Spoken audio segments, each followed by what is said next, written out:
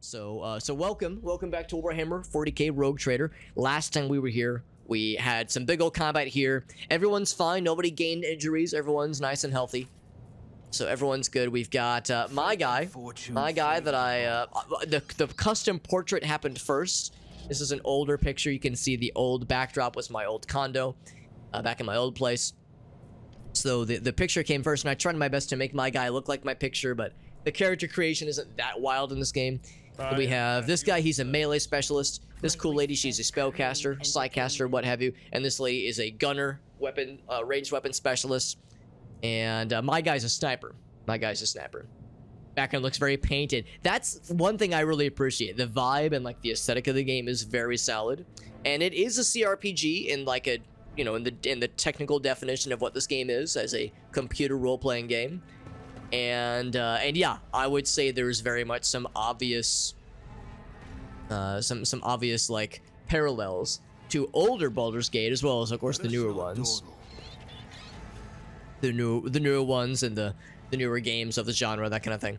Now it's been a minute since I've played this game. I'm trying to remember, do I hold control? Is it this? Is it this? I'm trying to remember how. Oh, you can just middle mouse click to have it show you, to have it rotate the camera easily if you want to rotate real fast. But there's a button you can hold down to have it like highlight clickable things, and I can't remember what it is. Is it right click? No. Is it shift? We'll cross the bridge when we get there. I think we've already explored this game well enough, or this room rather well enough. So let's continue. Let us continue. What's up, Tyrant? By the way, yeah, Alien Darkness said that game was very good. Was very hard, but extremely worth it. We actually beat that game. Actually, if you might have been watching, Tyrant. We beat that game about a month or two ago. Finally, after I kind of put it on hold for a while. Game was very good, and I'm glad you enjoyed it. I'm glad you are enjoying it, rather. I'm always flattered whenever somebody says like, "Oh, I got into a game because of you, Alex." I'm always like, "Oh, that's so flattering that I don't mean to, I don't like have ambitions to be an influencer, but the fact that, you know, what we play here can sometimes, you know, plant a little seed in someone's brain that can sprout into a game recommendation. I think that's pretty cool. I think we came from here already. Rise to the top. So I'm trying to remember where exactly we need to go next. We had a number of places to potentially go. Can I go this way? Yeah, it's usually, that's what I was thinking. Usually it's Alt, but if I hold Alt, I can't move the camera, so that's not it. It's not Shift. Is it Space? Might be Space. No, Space pauses. Is it Tab? Not Tab. Is it Shift? It's Control. Crap, I'm actually going to look this up, because... Actually, is it right-click? I always have a backup plan. No, it's not right-click. Yeah, I'm going to look it up real quick, because... it's a little bit embarrassing. It's only been, like... 4 or 5 days since I've last played this game, but it's long enough. Highlight objects, it's Tab. Okay, it's Tab. Good. Oh, there we go. That's what I was looking for. So we're just gonna poke around from place to place. Oh, we can't go here. For a person to get through. Oh, well, can I go then? Large enough for a person to get through? Yeah, can I squeeze through? It says large enough, but I guess maybe they mean one person. Maybe that's got to be later. So, let's see what else we have. Because, yeah, we did the combat in that big room. What about this guy? Will not move an inch. It is blockery node. Unfortunate. It's all about RTS, XCOM. Yeah, Tyrant, absolutely. Tyrant, you might already know this, but me and some friends, we've been doing this kind of fun thing where we play XCOM 2, but in co-op mode. Now, you probably know XCOM 2 does not have multiplayer. But we've played... We haven't played in a little bit, unfortunately. It's been like a month or two since we last tried it. Just because our schedules have been weird, but there's like 6 of us, and each person gets one assigned party member, and in combat we just take turns using Parsec to kind of round robin, basically pass the controller, because none of us are nearby. We all live, you know, far away from each other, and it's really fun. XCOM 2 is of course a very well-made and very fun game, but playing it in multiplayer is actually quite fun, being able to like strategize together and crap like that. Mordenheim, and then Necromonger. I've never heard of that one. Never heard of that one before. Open a jam door, the character with the highest tech use. Okay. I'm pretty sure tech use would be my guy. So we have logic, or use a machine write set? Well, I can with 100% certainty logic this door open. So that's gonna be my guy. So interesting that, like, if your skill is high enough, it's a 100% success rate. Not like Dungeons and Dragons where, well, you can roll a nat 1 and fuck it up. So no matter how confident you are, you can still cock it up sometimes. Oh, it's a Warhammer thing. I gotcha. This is only my second Warhammer game. I played Boltgun and loved the shit out of it, but it was kind of light on lore. So I'm kind of green. I'm kind of a greenhorn on the Warhammer universe. I have much to learn. It's a very skill test. Results can determine how successful. Gotcha. So there's a 100-sided die. Each skill test has a difficulty up to 100, including negative values. Okay. So I guess in this case, this means test with difficulty of -10. My score is 40. Roll 30 or less. Okay, so interesting that it's set 100%. I mean, it seems like there's still a chance I could heck it up. But maybe with like the inherent difficulty that with the game settings we're using, like the overall difficulty level, maybe it means that like it's a little bit nicer to us. The greater the difficulty value, the easier it is to pass. Okay. Develop different skills for your character and get good. We got that shit. Cool. So what do we get for opening this cool door? Let's find out. Necromunda, gotcha. Okay, it's a packed universe. It's a little bit intimidating. I'm not gonna lie.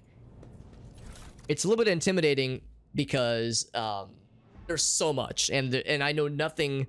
Well, I know very little, at least about the tabletop game. I've never played the tabletop game, so it's very dense. And I was telling my sister-in-law, she's really big into sci-fi. I was hanging out with my brother and my family a bunch over this past Saturday. And I was hanging out with my brother and my sister-in-law. And yeah, we were talking about some books they've been reading. And yeah, she's big into sci-fi. And out of curiosity, I was like, have you ever heard of Warhammer? Because the tabletop thing is one thing, but there's just really fascinating world building and storytelling there. So she said she had never heard of it before. I was like, if you're ever curious, there's some wild shit. Explosive device, I like that. And also something to equip. Something to equip indeed. So it's there we go. So to tech use. Well, I think my guy is the tech use guy. 55, 30, 30, 30. All right, well, there's an obvious choice here. I see whoever gets since for like tech here we go. Now does it actually show up on my guy? Yeah, it does actually. That's kind of nice.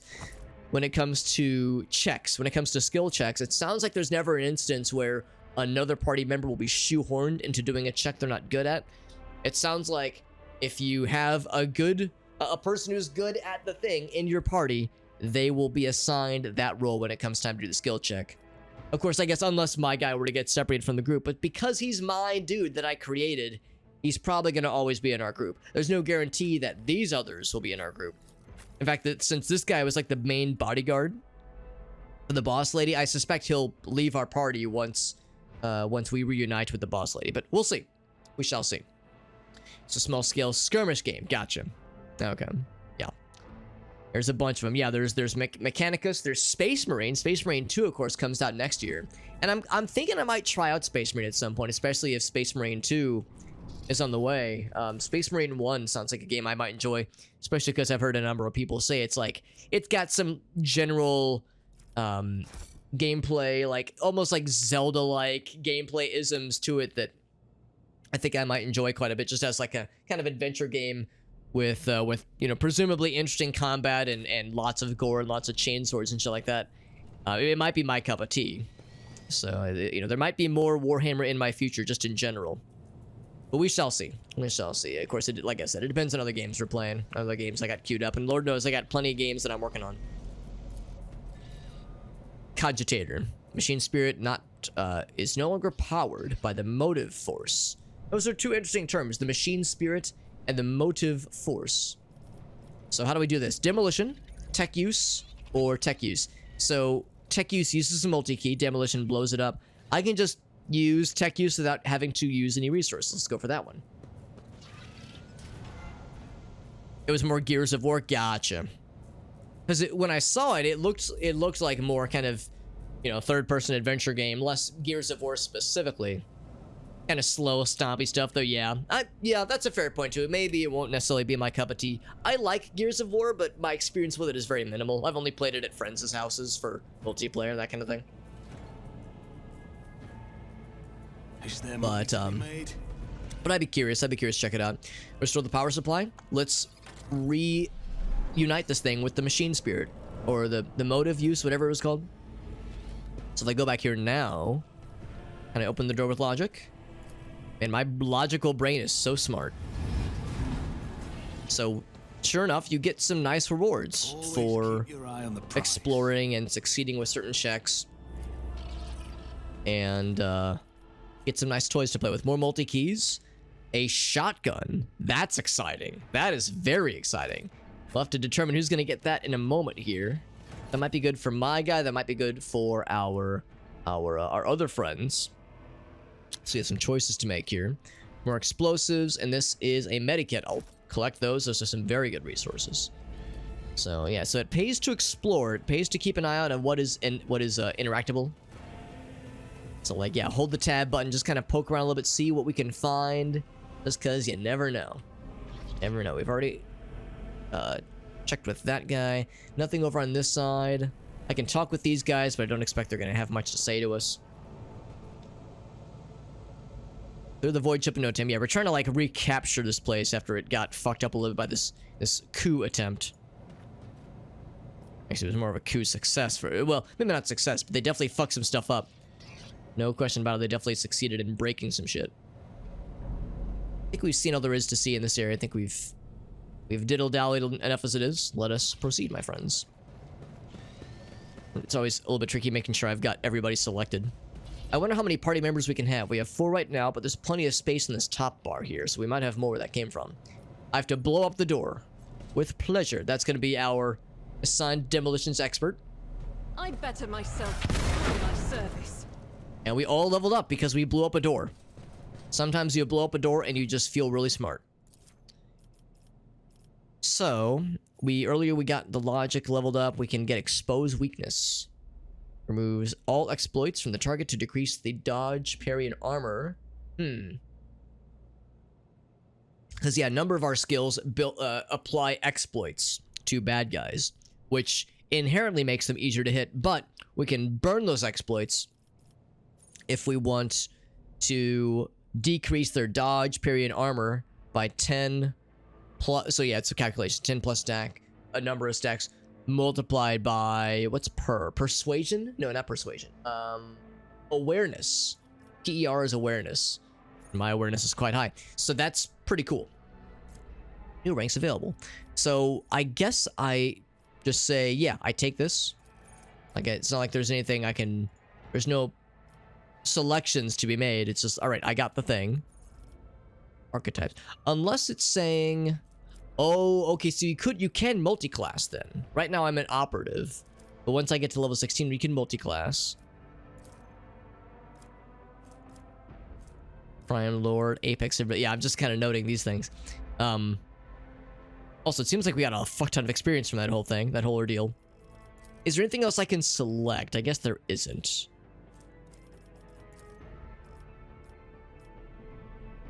Yeah, so we got this exposed weakness, then we say complete. That locks it in. Cool. So we have that ability available to us now. Whereas the next level, we'll probably be able to choose from some talents. Yeah. So we'll be able to choose some stuff. And we'll also get a new improvement, a new kind of attack. Very nice. I'm guessing everyone else is probably in the same general boat here. So he gets endure until the next turn. All incoming damage is reduced. So he kind of hurtles up a little bit. Kind of holds it in for if like we know he's gonna be taking some damage, because this guy's a tank. He's a tank character. Lock that one in. That's useful. And then now she is also an operative, so she gets that same exposed weakness ability. I'll take it. Gladly take it. And then our gun specialist, she gets revel in slaughter. She's a soldier. Removes the winded effect. Gains falling bonuses. Ballistic. Skill goes up. Critical damage, hit chance. After the soldier kills 3 enemies. The kill counter is not reset between rounds. Very nice. Very nice. That all sounds heckin' great. Sign my ass up. Alright, now that we've killed a door and felt really smart about it, Keep your wits about you. So our homies are going that way. And there's an autosave. Very good. Thank you, game. Some stuff over here. Have you working? Oh, really, Tyra? That's super nice, man. So customers can enjoy the stream. I will do my darndest not to be too weird and not to be too vulgar for the sake of the nice folks hanging out with you. But thank you, Tyra. This is very, very generous of you, my friend. This game is really cool. This game is really cool, and I'm digging it so far. Everything's stacked up. What's going on with this guy? Oh, am I looting his corpse? I sure am. He had a multi-key. And a multi-key. Got a circle K. Okay, well, maybe I can be a little vulgar. It's like, I mean, because we all go to gas stations, right? It's not like it's something we all have to do from time to time. Now, I had a couple friends that used to work at gas stations, and stories they would tell was always interesting because, like, everybody has to get gas at some point, right? Like, not everybody. It's not like a limited. It's not like a small subset of the human population. Like, you get all types there. And some of the wild stuff, like really interesting customer human interactions, like just the super unique stuff that you really wouldn't get anywhere else. For better or for worse, you know, there are times where they were saying it was really interesting, and other times where it was a huge slog. But like any job, obviously, like any job, it's got its pluses and minuses to it. So that's the way we need to go. Let's keep exploring this way because there's definitely some goods. And this is all burninated down, of course. I have to look for another way to reunite with Edelthrud. But crack this open. So tech use is not a guarantee, but I'm pretty confident. 98% looking pretty solid. Get the job done. Job done. And this is, I think this was an elevator. Maybe it's still, I mean, I guess it still is. We get a helmet. Very nice. Oh, I wanted to look at that shotgun. That's right. That's right. That shotgun could be something really cool. The question is, who gets it? Should that be to me? Or should that be to... Probably not this... Well, I mean, he is close range, but he's got that charge skill. So, if he's in, like, close range with someone, he can just charge to close the distance. Of course, this lady, she's got the bolt gun, which is really good. This does more damage, but of course the range is significantly worse. I think she's better with really good range. Maybe we add this as an offhand, because right now I have a sword and an axe. Maybe I make that as an offhand instead. Because that sniper is great for when I'm, you know, far away. This thing, let's see, what kinds of cool stuff do we have? Rending shotgun, knocks enemies back, that's kind of cool. If I need to force some knockback. Armor penetration is actually worse, unfortunately. Yeah, this is worse in a lot of ways. It's got more ammo. But yeah, that range is rough. The rate of fire is identical. I'm trying to think if there's any downside for using a sniper rifle when someone is in close range. But I guess if nothing else, this is... For one thing, it makes my guy look cool. That's pretty sick, right? It makes our guy look cool. And if nothing else, I think that would be a second weapon we can use. I think the way it works is, even if you have action points left, you can't fire twice. Because you're limited... Well, for some weapons you can. For this gun, we can't because it's a rate of fire of 1. I think that means 1 shot per turn, regardless of action points left. So this, if nothing else, would mean if someone is close enough, we can blast him with a shotgun and also the sniper rifle. But yeah, that's something we'll have to kind of figure out in combat. 5% armor is nice, but I almost think that might be better suited for the guy that's taking a lot of hits. So we're gonna give this to you since you're in the front lines more often than not. Explosive devices. I don't think this goes anywhere. I guess you... Yeah, you can't equip those. Machine right set, same thing. That's not really equipable. Skeleton keys. Nah. So he's got a med kit. I guess I'll give... Actually, yeah, who's got the best medicine? 35, 30, 30, 35. All right, so I'm going to say... I'm going to take this off his person. And put it instead on mine. Stand for it. Oh, I guess that's NPCs only. All right, never mind. No, I'll leave it for now. I'll leave it for now, because yeah, this lady is slightly better at Medicae. One-legged duck, what's up, bud? Only 1 billion channel points. All right, I'll dig deep into my back pockets. One-legged duck, see what I got for you, homie. See if I can spot you a little bit. Yeah, not for Cthulhu, of course. It's just for scientific purposes, right? Also, I think this... Maybe this like is an elevator, but it's out of commission or something. Because yeah, there's nothing that can be used I here. always keep my options open. So I think we're set here. Let's proceed back this way. Can I press home to lock in on a character? Looks like I cannot.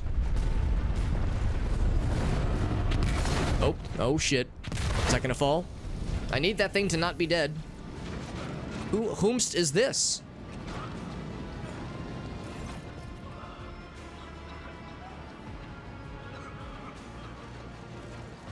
Scorching heat. Now, is this the fire, like a fire witch?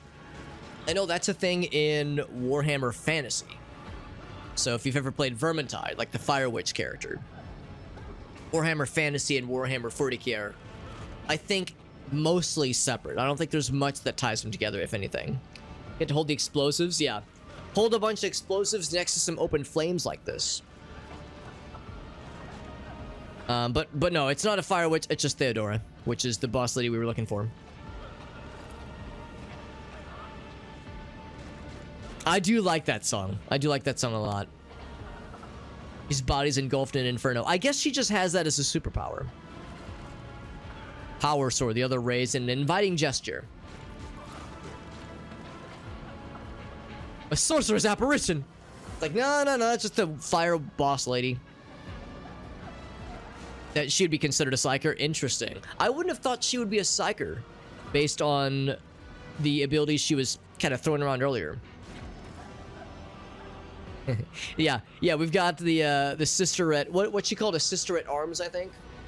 Not sister of silence, I think sister of gun or something.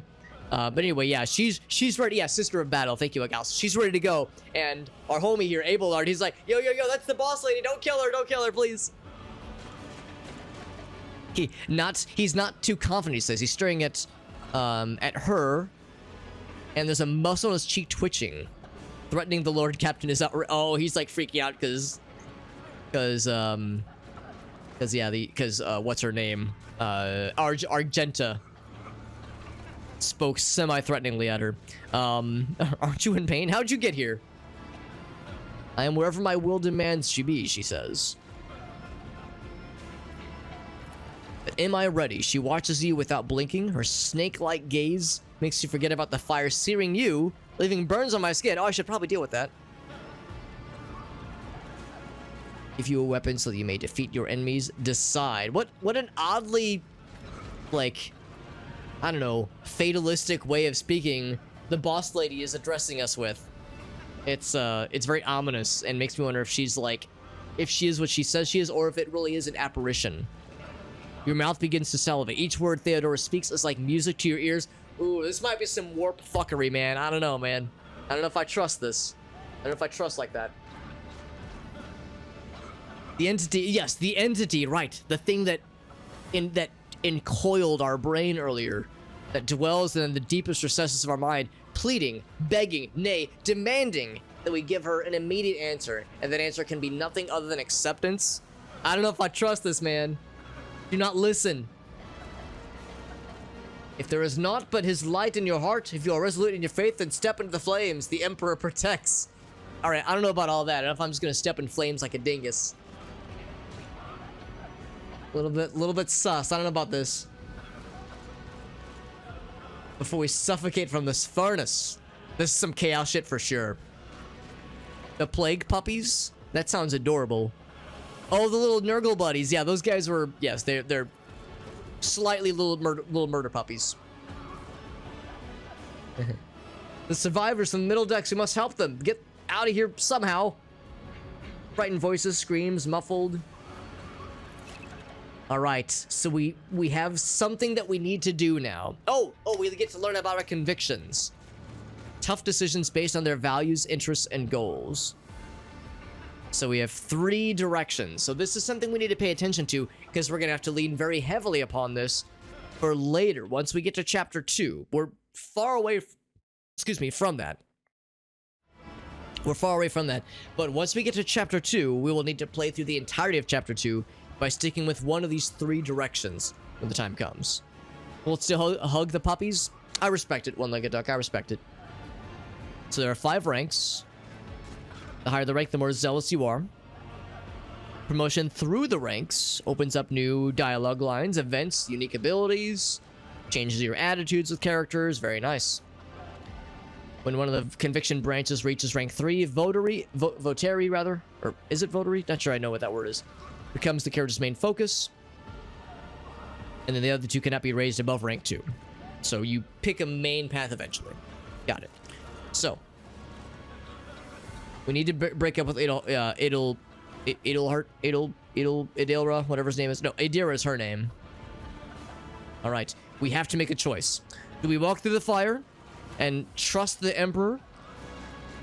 Do we trust this ominous image, this potential illusion of Lady Theodora?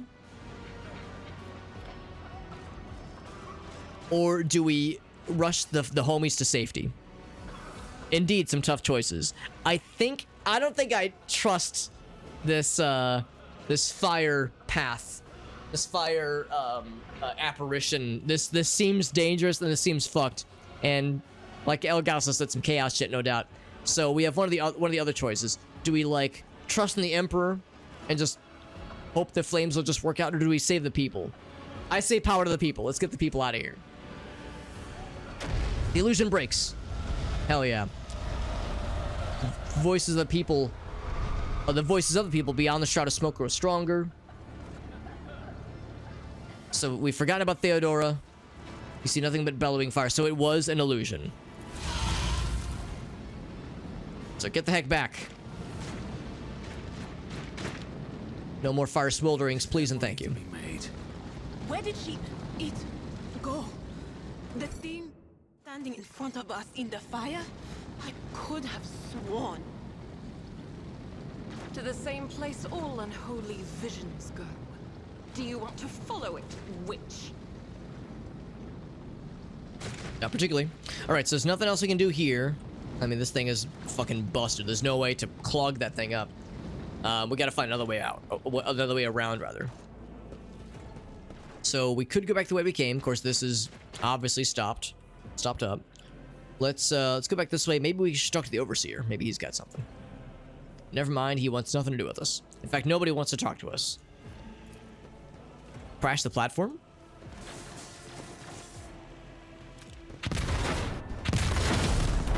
Wow. That had a 90% chance of working.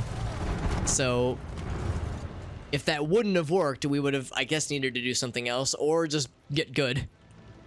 Just get good and hope for the best. Was there anything in here? I just want to make sure there's nothing else that opened up that wasn't previously open to us. Just use the people to get over the fight. Just clog it up with dead bodies. What's the worst that could happen, right? Yay, he's a champion of the people. Wait, why is he stuffing living human people into that cauldron of fire and flames and burnination? No reason. No reason. Too late. We are too late. Or perhaps Edelthrad and his escort never... Edelthrad, that's the guy's name. Couldn't remember the guy's name. Be even worse. Or they could be fighting on the bridge as we speak, without us. And I want to fight things, she says. My lord, I beg your pardon for interrupting. The people are asking for orders. You came back to save us. So now we will follow you through thick and thin. Oh. Now we are the captain. To the bridge. I'm the captain now. What's up, Alias? Then he requires... Alias, that game you were playing earlier was wild. That VA something, that looked cool as hell, man. I was lurking earlier. Voxcasts. They are still coming in, even though it would make sense for Lady Theodora to be on the bridge right now, at the head of the counter-assault. I feel uneasy. What if the Lord Captain is besieged in her own chambers? With your permission, I suggest that we confirm for ourselves that she is not. We can use the same elevator that Lady Theodora and Mort headed for earlier. Everyone's got such interesting names in this game, and then you get Mort. What's Mort? Oh, Dice Heart. Yeah. I did see you playing that earlier. I was lurking at the start of your stream.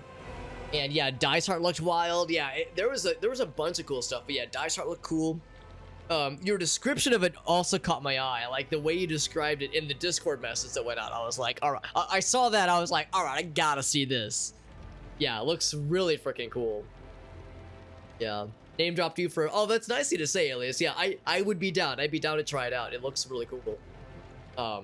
Yeah, I need to like look more into it because I was like kind of multitasking when I was watching earlier, but it looked pretty sick. But yeah, and then the other one, it was VA something. The name of it escapes me, but it looked really cool. I think it was a demo. Make it to the meeting with the heir. Okay, so I think because I don't know if it was because we were like too late because of like a time limit thing. I think it was because we didn't walk over this bridge area. We didn't like make it to this side. We instead like went back and around. I think that meant that like locked us out of meeting with the heir, with Edelthart.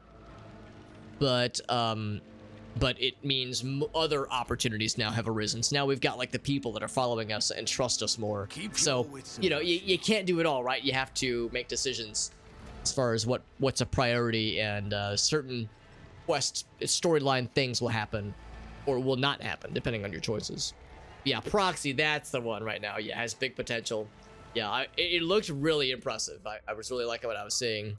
But of course, it's a demo. I think I checked out the Steam page and saw that they don't even have like a release date set. It's still got a ways to go. So this, of course, is still very much on fire. That's no bueno there. That door is also closed off. Can't go through that one either. Let's keep looking around. Got a potential path that way. Yeah, this is a CRPG. Yeah, the combat is, I would say, has very much some XCOM isms. It is more grid-based. I mean, I've watched a lot of people play Baldur's Gate 3. I've yet to play it myself.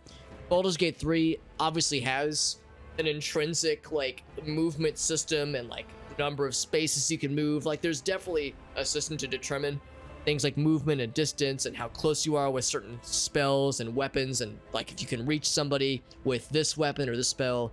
There's definitely a system for that game. But in this game, it's more grid-based. It's more concrete and explicit about how far things can reach, how far your movement goes. And I'm liking it a lot so far.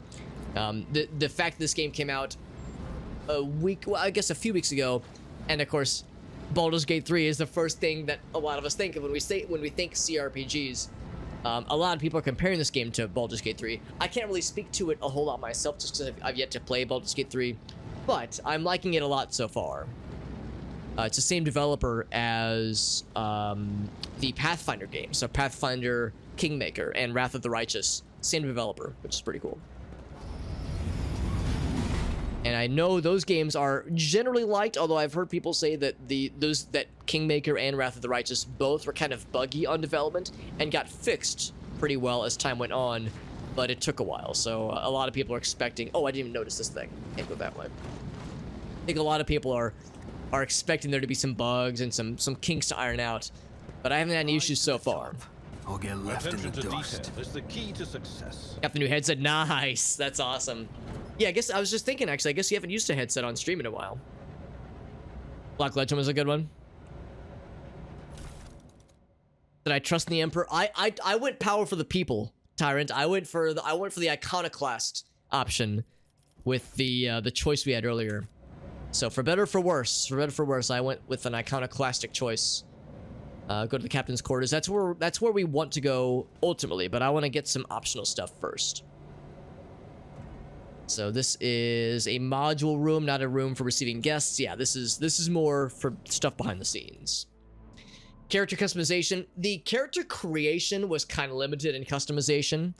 One of these things is not like the other. You might notice that for our character portraits, something's a little bit off compared to the others.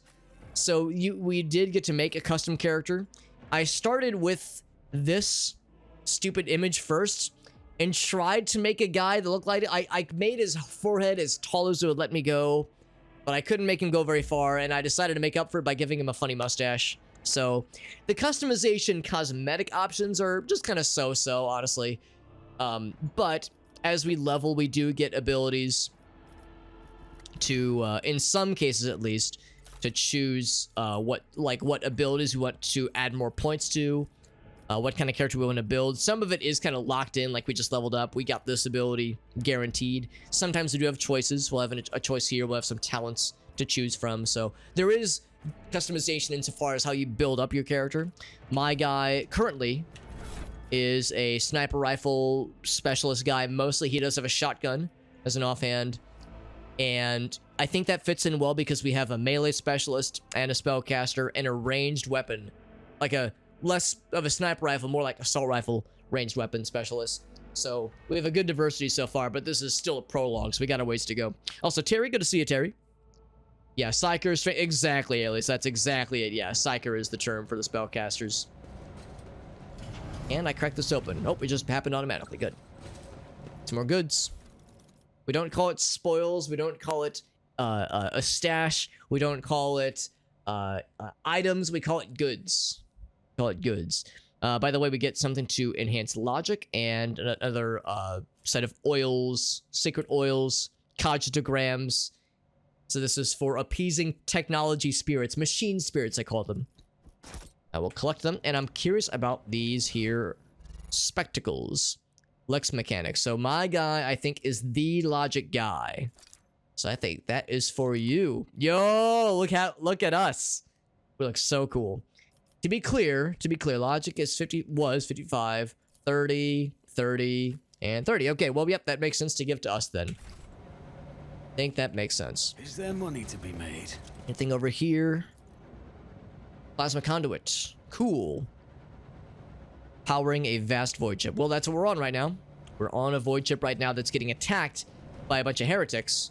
So, you know, shit is getting a little bit silly right now. We're trying to reunite with the boss lady. We're hoping that if we go to her quarters, we'll be able to find her, hopefully safe and sound. The Lord Captain. Waiting for payday? Oh, waiting for payday as in, like, the game payday? Like you're installing it? Or waiting for, like, paycheck so I can buy some games? Because yeah, in a weird sense, I am waiting for payday insofar as I like Payday 3 and I'm waiting for it to get updated and patched so it, you know, get more content added in before I play it more. Because that's how I feel about the Payday series right now, more specifically. But also, yeah, if you're looking for potential games as, like, recommendations, I'm liking this so far. So, I was saying earlier how, even though a lot of people inevitably compare this game to Baldur's Gate 3, I can't really weigh in on if it's better or worse than Baldur's Gate 3. I mean, speaking earnestly, Baldur's Gate 3 is apparently one of the best games ever. I've yet to play it, but, I mean, it's won all these awards. It's got all these accolades. So, it's probably kind of hard to put this up against Baldur's Gate 3 because it's way up here, right? But, I mean, I'm still liking it, this just on its own. Yeah, Rogue Trader, got you. I got you. Yeah, I'm liking it a lot so far. Big into 40k, very nice. Yeah, glad we got Baldur's Gate 3, but I need more of that 40k. I need it right in my veins. I understand, Terry. Yeah, I'm kind of a noob, honestly. I'm kind of a scrub when it comes to Warhammer. I'm learning, and we're getting there. The only other Warhammer experience I've had prior to this was Bolt Gun, and I loved Bolt Gun. Solid game. One of my favorites that I've played this year. But yeah, that was my only real first-hand exposure to Warhammer, other than hearing about the kinds of goofy shit my friends would do in their tabletop Warhammer games. Because I have a bunch of friends that have played Warhammer for like 15, 20 some odd years. So I've heard so many stories, and I've learned just kind of by osmosis a lot of lore and like background stuff. Background information about how the universe operates and the wild, goofy shit that happens in Warhammer. It's I know enough to be dangerous at the water cooler, you know, for water cool discussions, but beyond that, I'm kind of a scrub. By the way, this must be the boss lady's private quarters, because yeah, she's got her own like little private fountain, bathing, bathroom, chill area, but no toilet. I guess she doesn't poop, which is maybe that's what makes her so godly. Terry's terrible lore? That's perfect. I might lean on you, Terry, for some knowledge whenever I find myself going like, why the hell does that work a certain way? I might have to tap Terry and be like, yo, give me that knowledge, because I have much to learn. Much that I want to learn, for sure. Yeah, Darktide. I've heard very good things about Darktide. And you're right, there is Vermintide. Vermintide is Warhammer Fantasy, and I did play a decent bit of Warhammer 1. Oh, she did. She did, by the way. That's the boss lady. I played a lot of Warhammer 1, but never played Warhammer 2. And loved it. I really, really enjoyed it. But yeah, I realized that Warhammer Fantasy and Warhammer 1, or Warhammer 40k, you know, are notably different. I don't know if there's much overlap. I don't know if there's like, if they occupy completely different universes or if there really is something that like ties them together. Also, you know how it is. We just found like a really bad and scary a story moment. I'm wondering if I like go to check on her, if it will whisk me to the next thing, or if I should, and if so, if I should use that as an opportunity to scope around and take in the sights and pick up those goods before we go past that broken bridge. Like, oh god, a dead body. Anyway, let's loot this box over here. So yeah, it's like I try not to overly gamify these things, but at the same time, also badass weaponry. At the same time, I try to make sure I'm not leaving some goods. We got some goods right here. It might be a time skip thing. That might be it, actually. Maybe that is how they're like sort of linked together. Another helmet. This is Dogmatic Follower, helmet of the devoted protector.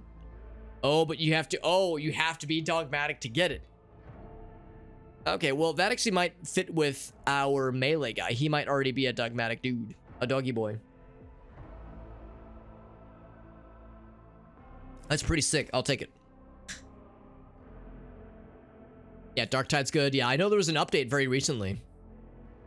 And it looked really cool, honestly. Maybe they could add more weapons. That'd be nice, yeah. It's the old world, so there are different universes. But there's the gods, I gotcha. The gods and daemons, gotcha. They want to repurpose them any there. Well, okay, that makes more sense. That makes more sense. Right, I'm not gonna talk to the lady. Well, you can't really talk to her right now because she's very dead.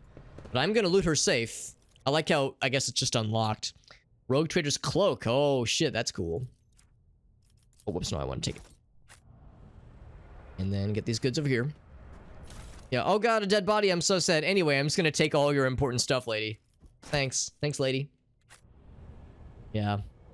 Yeah, like I said, I really liked Warhammer, or Vermintide 1, and I've heard very good things about Vermintide 2. And yeah, Darktide is a game I would love to play at some point. Oh, is that... You can see the purple. It's kept. I don't know if you can see it on your guys' end on the screen, but there's a very faint purple void, or warp-esque hue about the place. I suspect we're gonna have to follow it to see what went down. So here we go. Let's get close. The murder scene, indeed. So the illusion we saw earlier was just that. It was an illusion. No doubt about it.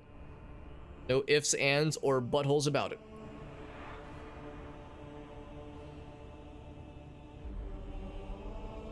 Age of Sigmar. Interesting. Okay. Did not know that. Shenanigans are afoot, no doubt.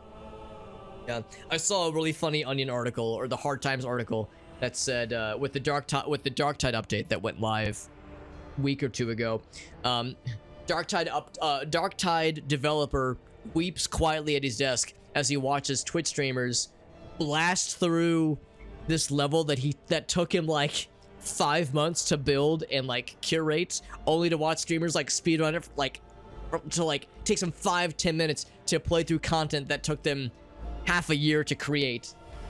Like, oh man, I worked really hard to make the cathedral look really pretty, and no one's appreciating how nice it looks. They're just shotgunning right through it. So yeah, I know the new update. It looks really cool, but I've heard people say that they're still waiting for more content for Darktide. So yeah, so Boss Lady is done. So I suppose that means we are maybe the new Rogue Trader by assumption, until we can find Edelthread. Don't know if we know what's happened to him. Right, we knew about items and convictions. We already got that one. No! Lord Captain, I didn't hear a thing. Not a whisper, not a breath. It was so loud. Why didn't I foresee this? Very, like, shockingly convincing voice acting. I was like, oh my god, I was not ready for that. Wow. They didn't mince when it comes to the voice acting. Lord Captain, who would even dare? Unless that rat, Voidsphere. I take my time. I'm the same way, Aleph. I'm probably insufferable. I'm probably insufferable the way I slowly play through these games. One of my buddies, one of my college friends, she would always say that whenever she would play like World of Warcraft or like old school, maybe not old by today's standards, old school, whenever she would play MMOs with her friends would say she was licking the walls. She was taking so slow. She was like savoring so much of the game. It was like that's the phrase. I was licking the walls. I was like trying to savor every morsel that the game had to offer. And now I borrow that phrase. I have been known to lick some walls in my day.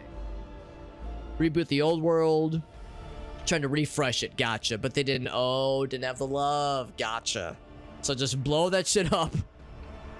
Okay. Trying to glue it back together. Ooh, yeah, that's a tricky one then, yeah. Like you said, if the passion wasn't there, just gotta savor it. There you go. Just gotta savor that stuff. Yeah, the Warhammer fantasy. I love what I saw of Vermintide, and it makes me want to go back and play more of it, honestly. Humiliation and suffering upon Theodora, not a swift death. I don't know. It's hard to say. It's hard to say. Do I want to say? I'll say nothing. How could Mort have failed her so terribly? The Arch-Militant was born on a death world. He had lightning-fast reflexes. Unless he was part of it too. Hard to say.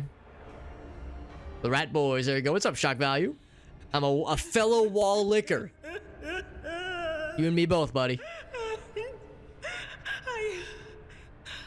I can look at things in my own way. If you find something that might bear the imprint of the killer, just give it to me, and I'll try to see what secrets it holds. More like a window licker. There's other things you could claim that I lick, Elgas, that would make things interesting. By the way, I saw Cherry asking about the dares stuff. So right now, it's not super relevant because we have a ways to go before any of the dares become relevant. But the basic gist of it is that I'm a kind of a brand ambassador for this site called Daredrop. I'm one of their daredevils. Daredrop is like lots of these other sites where streamers and content creators it's like a portal where they can connect with publishers to get review keys for games. So it's like Lorkid and Press Engine and Terminals.io. The difference with Daredrop is that you can sign up for dares or little meta challenges that upon completion, the streamer is awarded with extra Steam keys they can then give away to the audience. So it's like you get review keys for things, but then you can sign up for extra stuff, extra little challenges. Sometimes it's something super easy, like beat the game. Sometimes it's something weird, like wear a funny costume or do an impression of a character or something, something a little bit cringy but kind of fun. The dares I signed up for, they're in the chat above me there, in the chat right there. And really the soonest one that could potentially come up is the one for chapter 2, and we're not. I don't even think we've started chapter 1 yet. I think we're technically in the prologue still, so we got a ways to go. Baldur's Gate, or no, BH3. What would BH3 be? Not Baldur's Gate 3. Baldur's Hate 3 maybe, but following someone else and they sprint the stuff. Yeah, Baldur's Gate 3. There we go. There, that makes more sense. Shock. Yeah. Yes, yeah, if you're following someone else, they're sprinting through it. Yeah, that's not as fun. I like being able to take my sweet-ass time. There's also co-op for this game, but we were saying earlier, games like this almost don't really necessarily want multiplayer because I like being able to take my time. I like being able to make all the decisions. The multiplayer would be nice for the co-op, for the combat, that is. But yeah, you kind of lose some of that if you're having to spread too much of your attention necessarily. But, here we go. So I'm all caught up. And Terry says, "Wait, there is? Wait, no, I'll confess. I'm not sure what that was responding to. If that was in relation to for this game, you were asking about the online co-op. Yes, although I don't know what it entails. On the Steam page, it has an online co-op option or a tag for it. So I have no idea what it entails. I'm guessing it's like you have one person take control of one character, another person controls another character. I'm assuming something along those lines.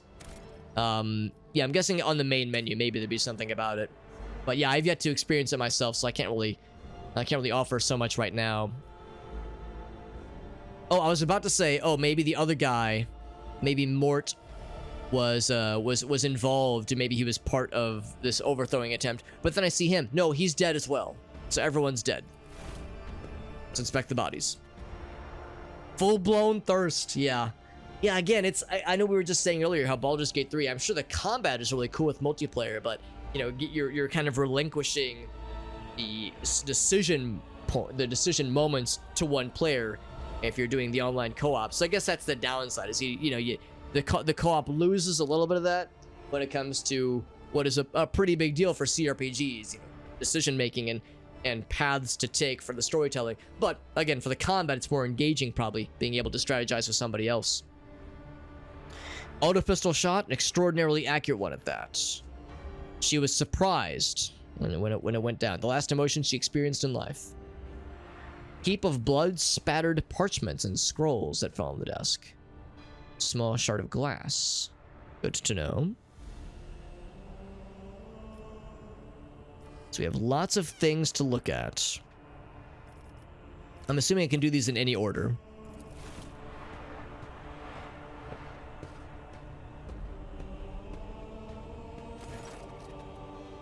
Auto pistol shot as well.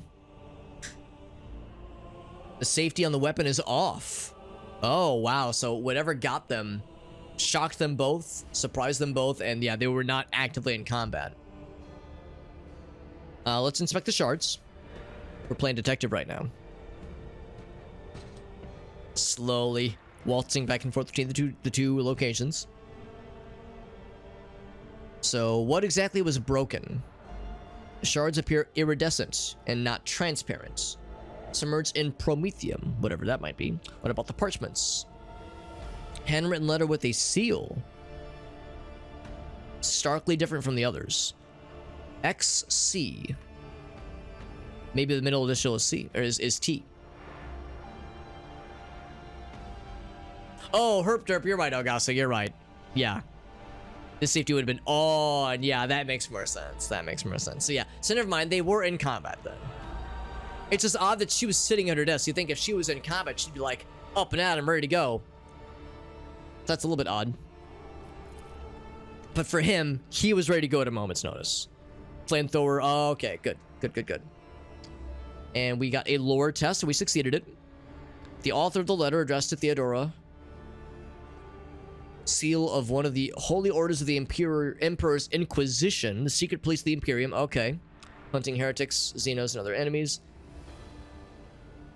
Interesting. I wonder what the letter is, wonder what the contents of the letter are. And why, and it was addressed to her. Yeah, from the Inquisition. What do these shards tell you? I see streaks of color, luminescence, blue lights, faces drawing closer.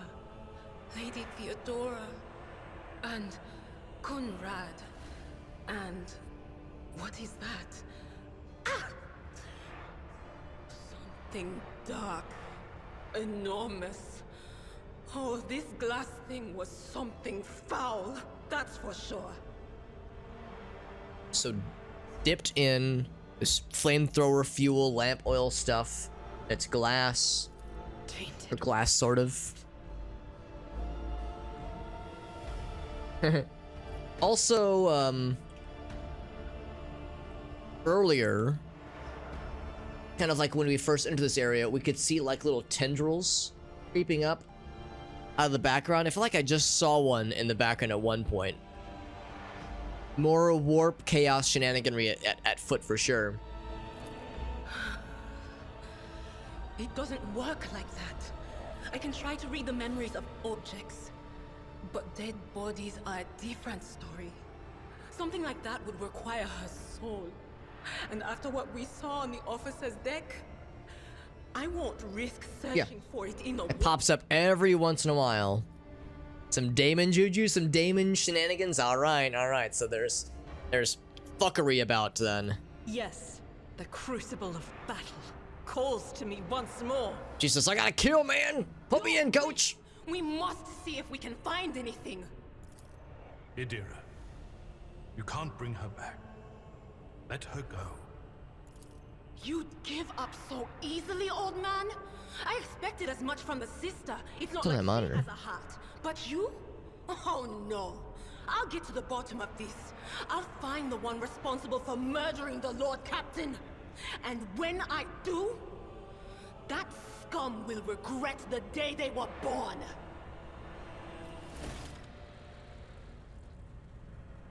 I'll admit I'm a little bit surprised that Adira is like so dogmatic. I figured she would. I figured her bodyguard dude would like outpace the oh yeah, more tentacles. So would he be a little bit more intense in his dedication? But yeah, Adira's like, she's fucking ready to throw down, man.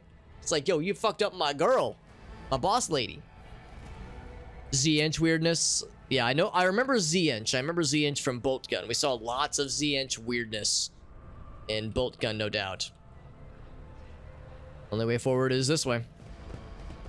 We've inspected everything else, except we did get a lot of. Oh, they saw clipping through the wall. I was like, what's going on there? Oh god. We got a number of items, by the way, that I want to kind of look through. So, Fellowship for each enemy and a 2-cell radius. Fellowship, is that something? Oh, here. Okay, so who's got the best Fellowship? Mine's pretty crappy at 25. 35, 30, 30. So let's give it to you. This is for you. Now, it's a red cape. Guess it's blue now, but very fetching, I would say. Murder nuns, you love to see it, honestly. You love to see it. And I like how Adira was like, she was like, I expected, what's her face? Argenta. I expected Argenta to not really like be as much of giving a fuck. She's like she has a heart. And Argenta was like, she didn't say anything. She was like, I don't know. I do kind of not give a fuck. Oh, we do get to see the letter, by the way. A change in okay, how do I like scroll down? That's not it. Do I have to like bring it somewhere? Info. There we go. There we go. This is from the Inquisition.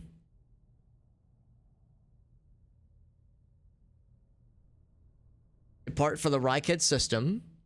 One of my agents operates here at the present time. So maybe this is like why we were heading to our destination. And I think she indicated that she like wasn't really allowed, maybe not allowed, but she was preventing herself from like sharing too much about where we were going on the ship.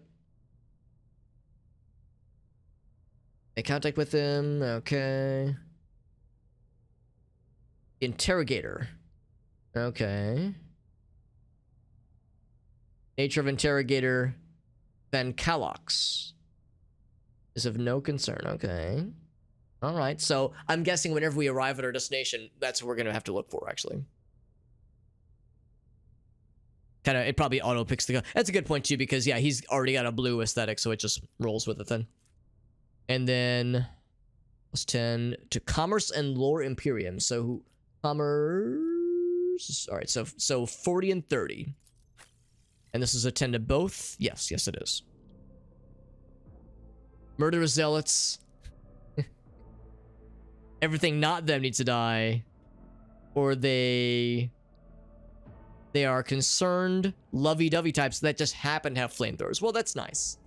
I mean, yeah, when we first met her, she had, like, the bloodlust momentum because she killed a bunch of bad guys. And then she was, like, looking towards us like, are you next? And we were like, no, we're on your side, And she was like, okay, I guess I won't kill you. So yeah, there's definitely like a murder, like I got the fucking bloodlust barbarian shit going on with the Sisters of Battle, which makes them probably more of option 1, Terry. But yeah, we'll see. We'll see. There's still character building to be done. My Lore Imperium is not great, and my Commerce is not great. So 25 and 35. This guy's just 30 and 40. So actually, so my lore is better, but my commerce is dog shit. Hers is average. Hers is average. So I would say, generally speaking, it probably makes more sense to give it to this guy. So that he is more gooder at lore and commerce. And then the helmet cannot be equipped by this guy. So what is he at right now? He is... Oh, it's me. So he is all iconoclast, which is oh, maybe the choice I made it go to all of us. Because he's all iconoclast. I thought he'd be dogmatic. She's actually more heretical. Oh, she's hella dogmatic. Okay, let's give it to her then.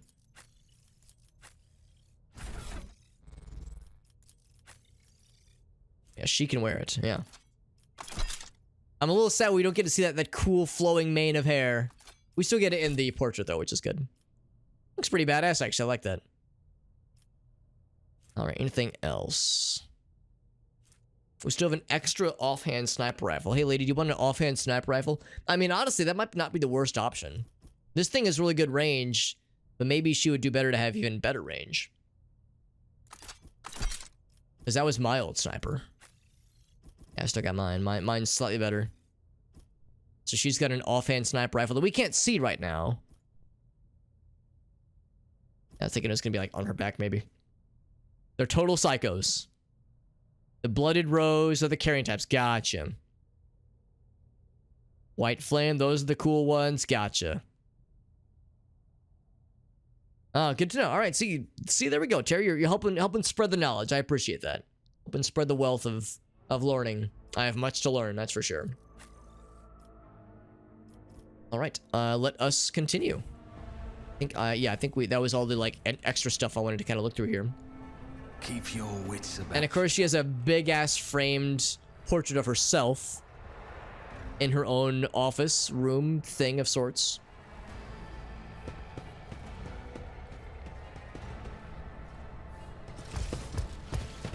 Uh-oh. More friends. All right, our first battle of the night. So what do we have? We have this guy, I think he's got guns for sure. He's going to be the main focus. Melee, I think he's got a pistol. Melee, pistol. So it's a pretty good variety. I'm going to put myself behind cover. Argenta also going behind cover. Actually, who's more beefy? Zadira also will need to be behind cover. There's really not enough space for everybody. This would not be considered cover. This would, but I think the problem there, of course, is that I don't think she would have eyes. I don't think she'd have line of sight here. So I think I'm gonna put Adira there. I think I'm just gonna put Argenta back a bit. Who's gonna go first? I think Abelard. Really, it's all four of us. All four of us go first. I think that's how it's gonna work. The Ledger of the Clan, probably the one that we saw on the far side there. Yo, Aaron, what's up, buddy? He says Bomber Red. You got it, bud. You should all be jealous. I got to hang out with Aaron the other night. We all got to go out to dinner, and it was awesome. I actually had some of my leftover pizza just for dinner today. It was very, very tasty. And I know I've talked about it on stream a couple times, but Aaron is a big is a big proponent of cool technology and VR, virtual reality, and all kinds of cool stuff. He recently upgraded to a Quest 3, and it sounds like he's liking it quite a lot. But he had an old CV1 lying around. In fact, I'll show you. He had an old CV1 lying around. You know where this is going, right? You already know. That this was the one he had bought back in like 2015, 2016, when the CV1 first dropped, when the first commercial Oculus Rift launched. Boy hooked me up. He said, I don't know if you can really tell, but actually if I turn it over here, you can see a little, well, it's kind of hard to see the reflection there, but yeah, got the little thingy right there. So I got a CV1 on my first VR headset of any capacity ever, and I'm very excited to try it out. What I'm thinking is that maybe sometime this weekend, or maybe this coming week, because we're going to have some holidays coming up, right? We're doing our family gathering. We did one half of the family gathering this past Saturday, and we're doing the other half of family shenanigans this coming Saturday. So Christmas Day, Christmas Eve, I'm going to have some time off work and some time to kill. I think I might set this bad boy up, try it out, do a couple tests, and then maybe we'll do like a real, like, play some games and do some cool shit kind of stream on the 30th. The 30th is going to be our third and final big Extra Life marathon stream. of this year. I always do 3 big marathon streams for Extra Life, and I save the maybe not best, but the last one for near the end of the year.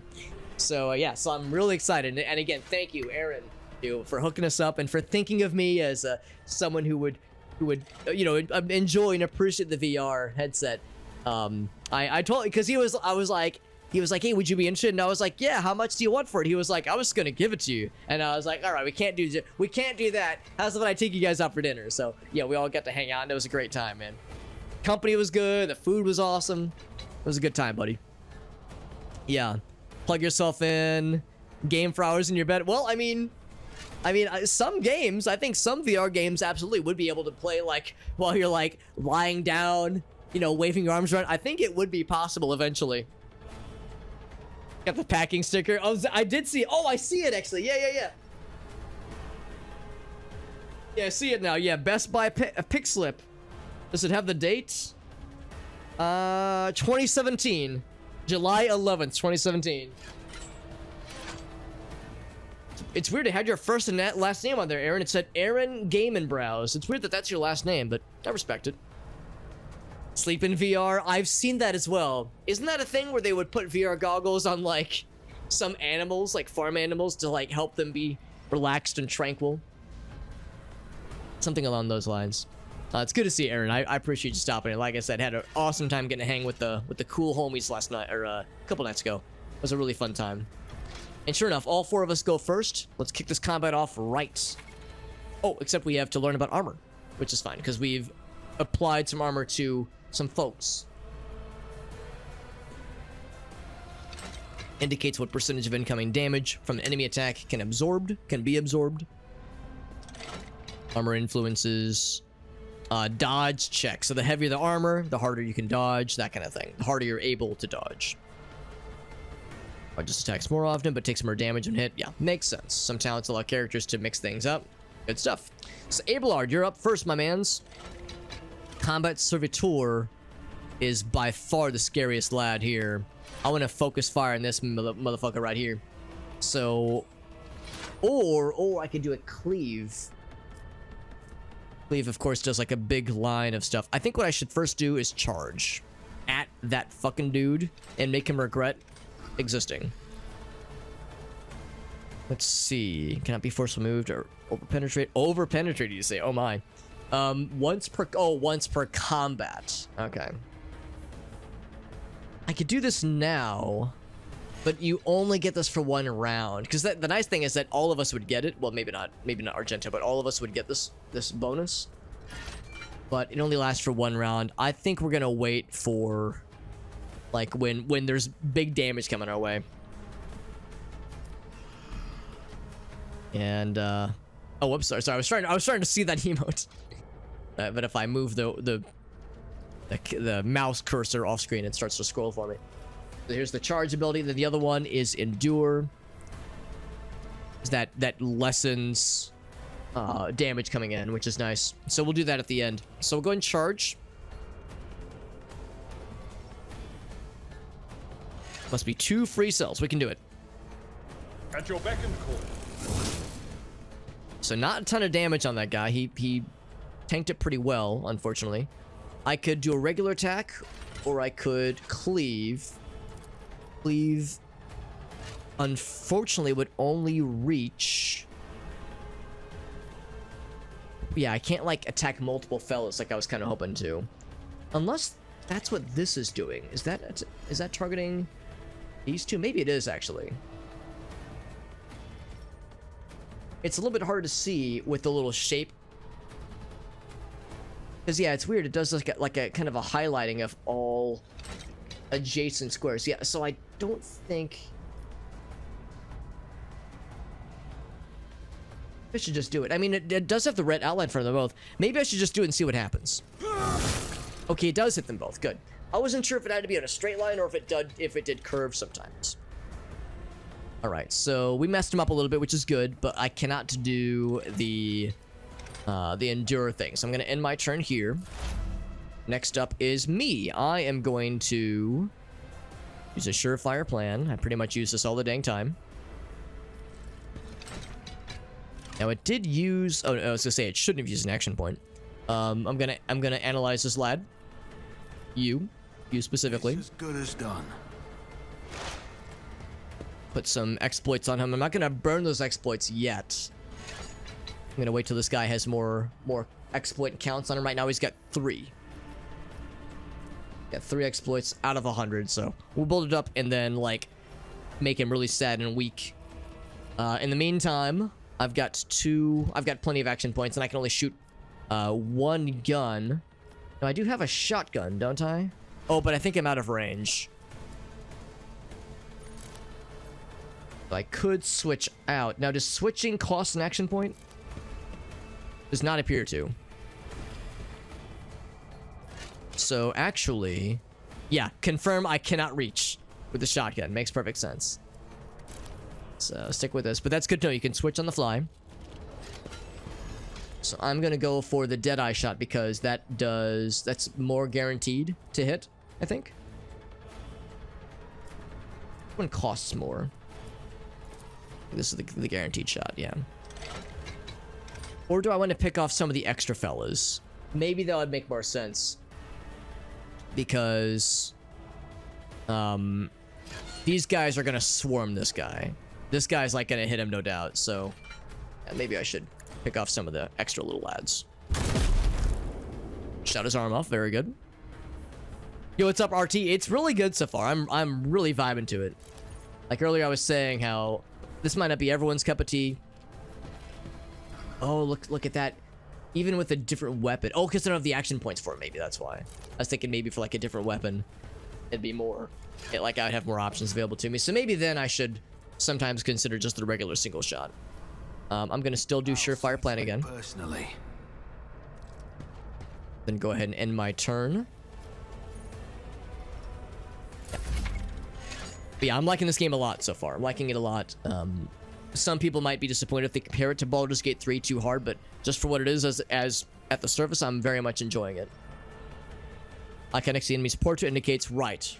We already know about that. You can right-click to see more details. Argenta, you're up next, and I think she should do. If I did run and gun, that means more of this, more momentum. I think that's what MP is.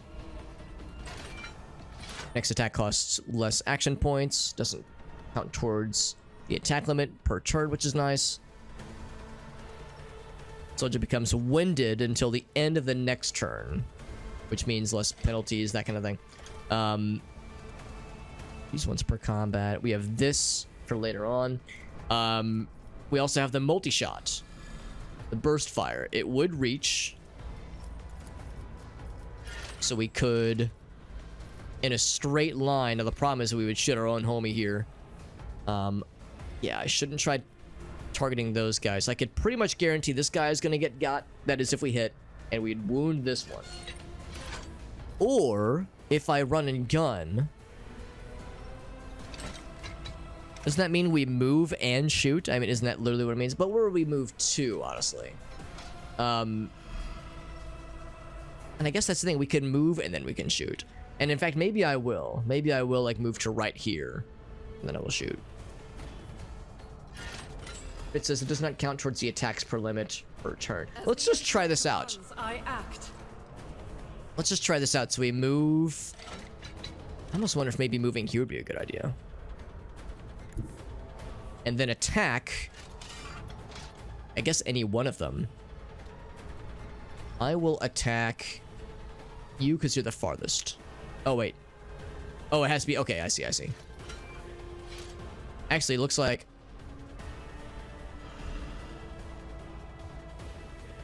Oh, actually, hold on. Yeah, hold on. How does this work exactly? Let's just right click? No? Do I double click? That's not it. Maybe that means. I think the X means that's not going to work. Maybe it's too close. Maybe it's too far, rather. Oh, I misunderstood. So I've activated it. So I move now.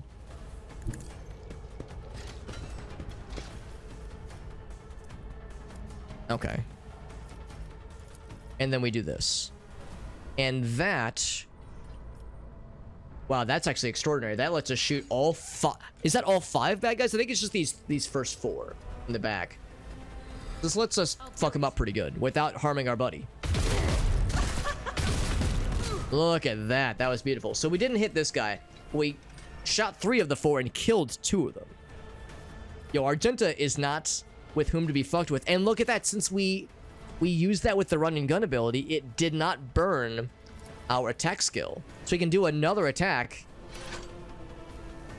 and just quickly clean house. Oh, that's just extremely sexy. Doubt is for the weak. None can escape. Oh, that is just delicious. That is just delicious. But we are, of course, out of points. She is winded, but we'll be able to unwind her next time because we've killed more than 3 enemies. She single-handedly killed 4. She's a fucking baller. Holy shit. Had to restart Darktide a bunch, RT. What's the hardest choice so far? We've only really had one choice that was like meant to be like a tough choice, and we were faced with what appeared to be an apparition of the old boss lady. She's dead now, but the boss lady, like a vision of her appeared before us, and she was like, "Trust me, if you come to me, I'll give you weapons and power, and it'll be great." Or we were told we should avoid her, but walk through the flames that were in front of us and just trust that the Emperor will protect, will serve us, or will provide for us. Or we avoid all that shit and we rescue the people that were with us. I opted for the latter, so it wasn't really a hard choice. It was actually pretty easy, but it was a choice that, like, depending on your decisions, it impacts what, like, the characters you were going to meet up with, and it of course impacts how certain characters view you. So one of those kind of decision points for sure. Aleph said they were not a huge fan of Darktide. I've heard it's really good. It's got more to go. It needs more content. Are the recruitable friends the same? That's a very good question. Yeah, I have no idea, because I assume they're the same at the start at least, but I'm guessing there's some that only become available based on certain choices, certain things that happen in the game later on. So it's too soon to tell, but I'm assuming the characters we have right now at least are pretty much guaranteed, at least at the start. I don't think they're procedurally generated because, like, the portraits and the character models seem very well crafted, and like the personalities of the characters seem pretty well put together. So I don't think that was like procedurally generated necessarily. Is there combined fire? I don't know what combined fire would be necessarily, but that might be a skill for later on if there's like skills to unlock, that kind of thing. I'm gonna go ahead and only use once per combat, gains momentum. I'm gonna go ahead and end combat with her in her turn. I'm not gonna do chain lightning because that will hurt our buddy, but what I will do is, oh, actually, I'm gonna analyze this lad.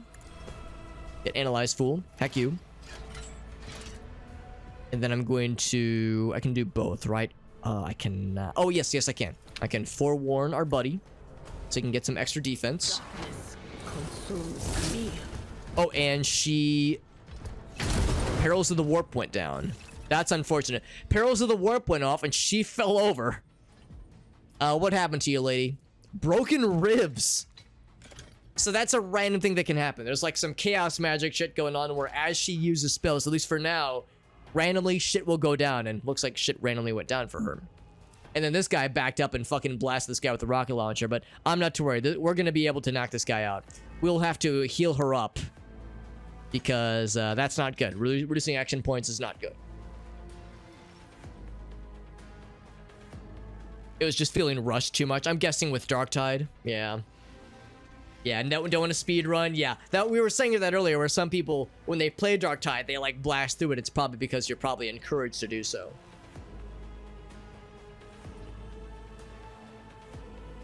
Don't overdo it with Psychers. Is there a bar that was filling up that I did not notice? Because I know a number of characters have this momentum bar. If there was like a bar that she was... Oh, she's just down. Yeah, she's just down for the count. Because, yeah, she popped then. Because, yeah, that was the first time. That was the first spell we cast with her in this combat. I guess there's just always a chance then. There's just always a chance that something bad could potentially happen. Can I charge him? I certainly can. Foolish of this guy to give me this kind of space.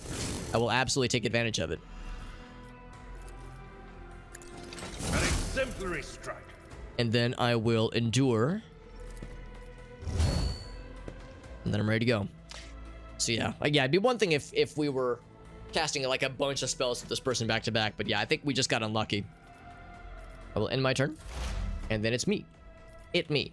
Is it time to analyze and then expose? It might be. He's got a lot of stuff on him. I'm gonna analyze. Who if not me?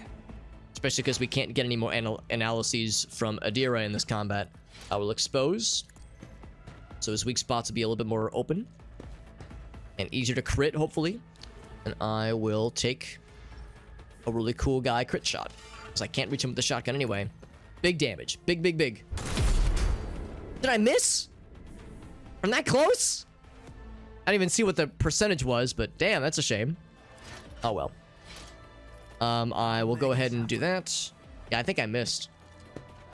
Or maybe he absorbed the hit. He's got like a little... He's got like some kind of... Oh, it's because I analyzed him. That's why I wasn't sure what that little icon was. He's still exposed, though. He's still open for stuff.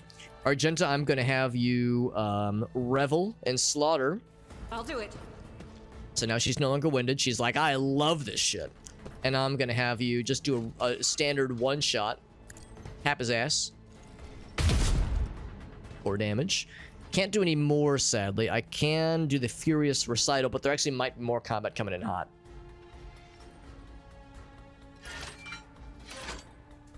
Or do Psychic Action once per turn. Okay, yeah. Yeah, because yeah, in this case, yeah, that was the only thing I was gonna... Well, I guess I was gonna have her do a second thing. I was gonna have her... what was it? It was like Endure, or not Endure. It was like the thing to protect the buddy, and then I was gonna have her do the damage spell, but she popped with that first spell cast, so I'm guessing we just got unlucky. But and it, like, the chance of something bad happening would have gotten greater if we would have cast more spells. But yeah, I figure like having it pop on the first spell was just unfortunate. I can run and gun again. I think we're gonna hold off because there's no other bad guys to kill, and this guy, we got this guy on the ropes, I think. He got an attack of opportunity because he moved out of the range. I think this guy is donezo. One fewer target.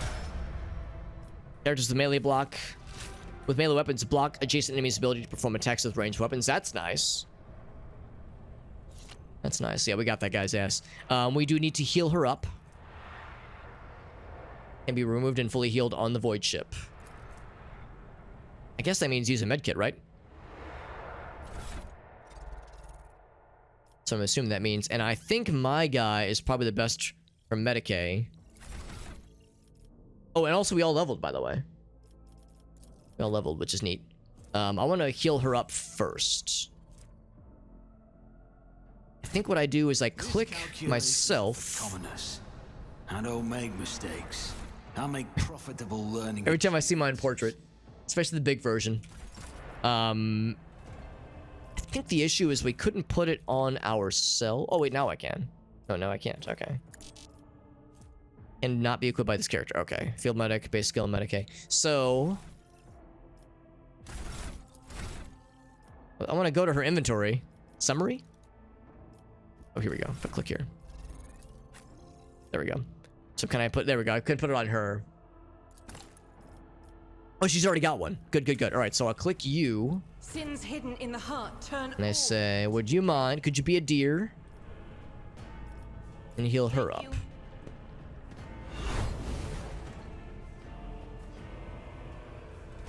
Did it work? Like, she still got it. Join me in prayer. Yes? Wait, unless she gave it to her. I don't think we used any. She still has the one. So yeah, she still has the broken ribs. Can be removed and fully healed on the void ship. Yeah, I definitely want to remove it because I definitely want her to have action points. All of her action points, it is. So look at this. Maybe we just failed the roll. Maybe that's how it is. Contains various... Restores... There's bleeding. 1 fresh injury.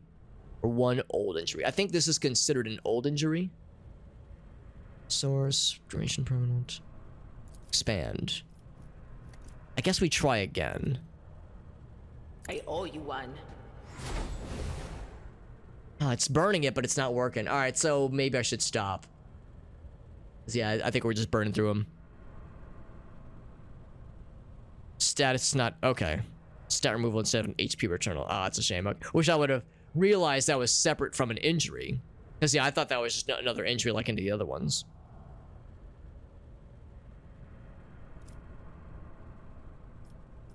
Look somewhere else. Should I divine our next step?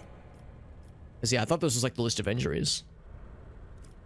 Unless it returned it to our inventory. Because we still have these 4 which were already in our inventory. But yeah, these are no longer here though. I'm wondering if there's... Yeah, maybe so maybe this is like another aspect of the game we haven't been taught about yet. Must be HQ heal. Oh, okay, so meta packs can't heal that kind of thing then. Gotcha, because it did say permanent. Yeah, I thought maybe it was an old injury when it says My destiny. Oh, no, I just wanted to like have the thing where like, cause I can't mouse over the words, but at the end it says remove 1 old injury. Oh, I thought that was considered an old injury. But you're probably right. It's probably its own separate thing because it's duration permanent. So, yeah, so that's bad then. So that's really unfortunate then that whenever we use the Psycaster, there's just a random chance then that the character will pop, The sooner we start. and them's just the breaks. Lead us to fortune. Them's just the breaks as far as let's see, these are all just regular las pistols. Put those all in the inventory or in the cargo, that is. I'll take that with me though. Cause yeah, it makes sense not to overdo it, but it's like, man, even casting just one spell can cause fuckery. Does analyze count as a psychic move? I think it does. It was forewarning. That was it. That was what we used it once. Analyze shouldn't be, because that's something my guy has, and my guy's not a spellcaster. But yeah, this is what we used. Yeah, Psyker increased the target's dodge. Yeah. So it gets unforgiven. Them's the breaks, right? That's just how it goes. Yeah.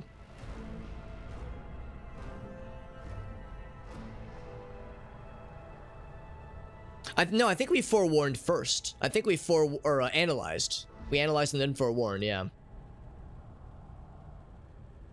Yeah, analyze counted. Oh, so analyze is a spell? Oh, shit. I didn't realize that. So yeah, now I want to like look at that analyze skill more. Character. My guy. Yeah, it'd be under... Oh, it'd be under archetypes. There we go. Yeah, analyze enemies. The operative. Yeah, I would have never thought that would count as a spell necessarily. But maybe it's any ability. Maybe any ability plus spellcasting, like something that is more legitimately like a Psycaster skill. As yeah, if so, then we have to be very careful about how we use her because yeah, she's that. That makes me not want to use any of her other abilities. It's like the Psycho sheet. Because yeah, because that's the thing. I'm an operative. That's the archetype that I chose for my guy. And she is also an operative. An unsanctioned psyker. Yeah, so this all, reads as the same, of course. Magic just has a cost, yeah. I mean, I know it costs action points. It would be nice if there was something that told me, like, what the percentage of, like, what the risk factors were. Because at least so far, and maybe there is something, but I haven't seen it. But I was hoping there'd be something that says, like, you can use this thing, but there's the chance that it'll explode or something bad will happen, and it's this percentage. And the percentage goes up as you use more abilities, that kind of thing. Yeah. Yeah, some event horizon shit, eyes exploding, crap like that, yeah. Effects and conditions, yeah. That's where we're at right now. Origin talent, so it's because of her origin, not her archetype. Talents? Yeah, forewarning is that was the thing we cast after we analyzed. Yeah, we analyzed first. Okay, yeah. Yeah, so I guess it's just kind of a behind the scenes mechanic we just have to kind of accept and just kind of roll with. Let's go ahead and level everybody up real quick. It'll take no time at all. So special ability, dismantling attack. 1 exploit on all enemies in combat. And a free attack against a target. I like that. That's cool. It always hits. Yo, that's sick. And then the target suffers a negative 30% penalty to dodge and a negative 30% penalty to armor until the end of combat. That's sick.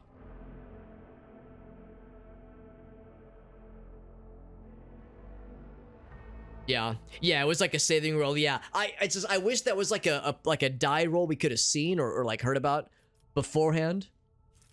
But like I said, you know, them's the breaks, right? Welcome to Warhammer.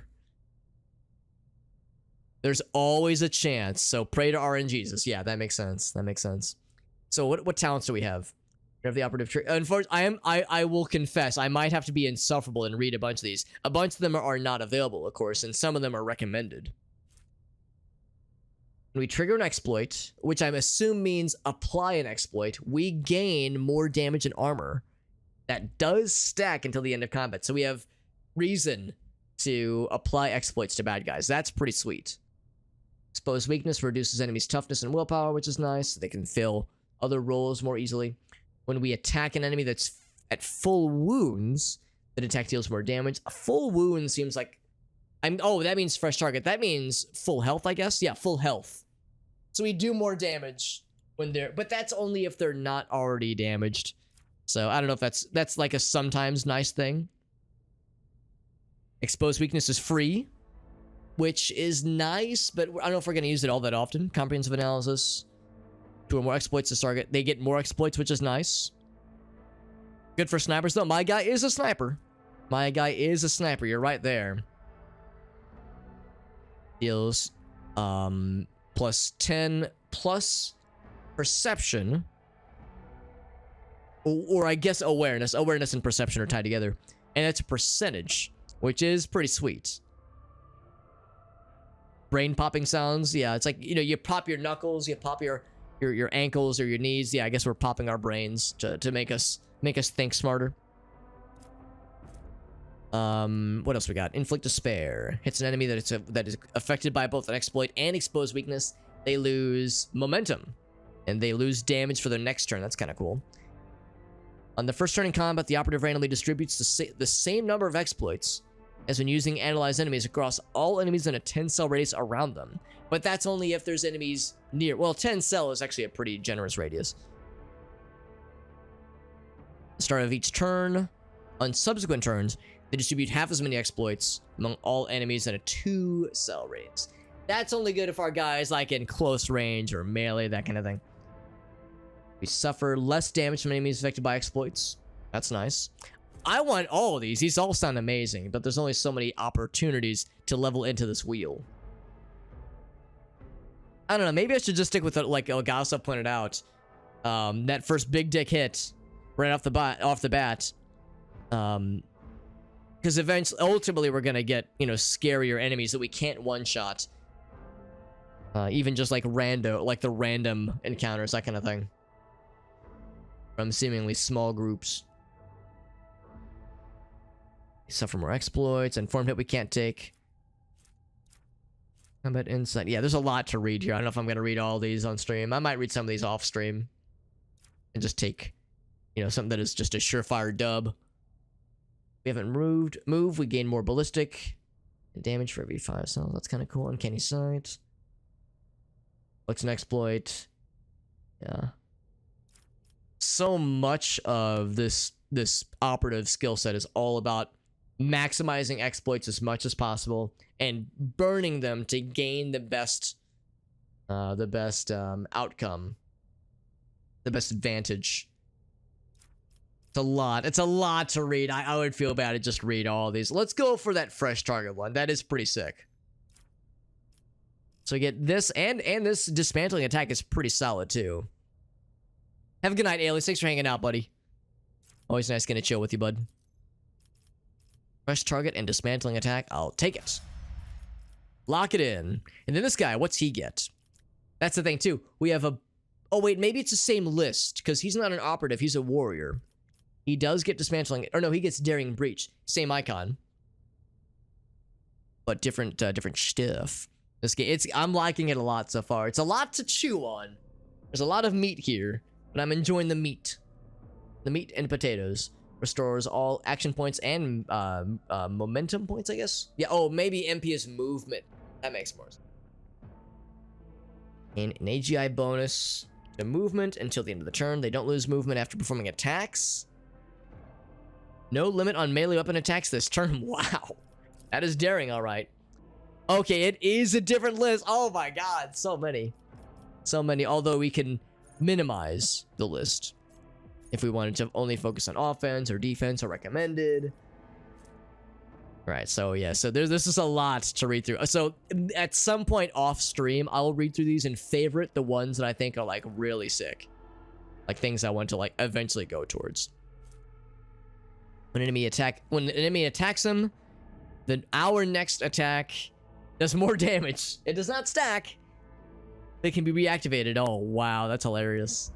That just makes us have contempt for them. We have less than 50% health. We gain better crit chance. Whenever the warriors attack, they gain 1 stack of epicenter of slaughter. Till the end of combat, at the start of their turn, warrior gains 1 health, temporary wound. Cannot exceed the warrior's 5. Okay. An additional 3 damage to enemies that have no allies. So when they're alone, they get hecked. 1 damage deflection. Parry chance is increased. Very nice. Again, I'm not going to read all these. I'm just going to read the first kind of handful that are on the start here. No enemies adjacent. Warrior's damage is increased for 1 melee attack. Okay. And I will usually prefer enemies that are bunched up, because then we can use that cleave attack, which is real sick. Dealt by charge is increased when it's used from a distance of 5 or more. So if we're really far away, you can really fuck them up. I don't know, that contempt is probably the best one so far. Just, I mean, that 5 damage is great right now. It'll probably be less great when we're much later in the game, but for now, that's pretty sick. 10% penalty to their hit chance with ranged attacks against a warrior. And a 1 cell radius around him. Oh, only a 1 cell. So only if they're close range. Charge distance goes up. We take damage. They gain better dodge.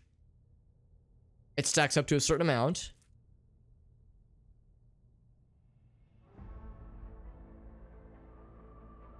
Let's see. Gains armor against attacks made by the target for 1 round. That's actually pretty good. 5 damage deflection against the first attack made by every... Oh, wow. That's pretty cool. By every enemy this combat, yeah. The endure effect, their damage deflection is increased by 1 until the warrior's next turn. Man. There's so much. I don't know, man. Should I just go for this one? Again, I worry about how it's not going to be as good later on. But,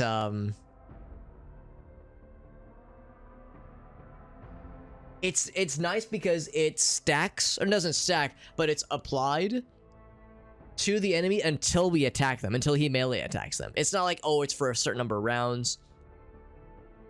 Yeah, that's wild. Let's go for contempt. That seems pretty fun. Take something that we know is like a solid choice, and again, I'll read more of these later on. It's a lot to read through, a lot to consider. She gets dismantling attack. That's the same thing we got because we're also an operative. That means her available talents will be the same as well. So she gets that fresh target, yeah. I mean, I feel like I'm more inclined to use her spell casting abilities. And that, I mean, that chain lightning ability is awesome for like crowd control and for damaging a large group of them. I don't know if fresh target will make as much sense for her necessarily. So I think I'll probably look for something else. I'm almost inclined to do less of the less of what we were saying earlier, like having her use the operative skills and spellcasting. Like I feel I'm a little bit gun shy right now when it comes to doing both. But at the same time, we're getting these cool skills like expose weakness, which is a thing that my guy can do already, obviously. Is there something I can say? Spell casting features, archetype talents, origin talents, maybe. Because if I want to focus on spellcasting, her origin is she's a badass spellcaster, psyker badass lady. Affected by an ally's non-damaging ability. Resolves increased. 40% wounds. So less health. And this isn't really what I was hoping when it came to origin. Maybe warp features? We'll read through these for a second.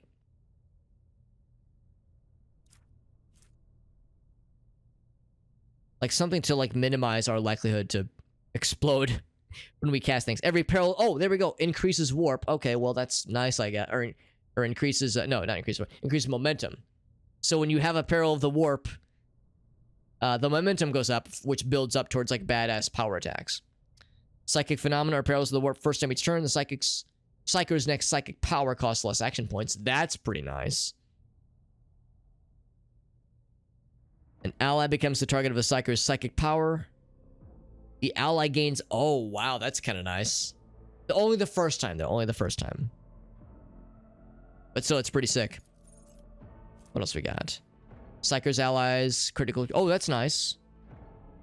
The first critical hit removes the effect. But still, that's pretty nice. This one, psychic power. Gain an additional... That's nice, too. Man, all these are great, honestly. 9th successful dodge or parry. Huh, it's so specific. First dodge attempt of every enemy in combat suffers a penalty. Divination. Without an unnatural luck effect, they gain unnatural luck. Becomes a normal. That's nice. Mental damage from any source other than aftershock. The target suffers half as much mental damage.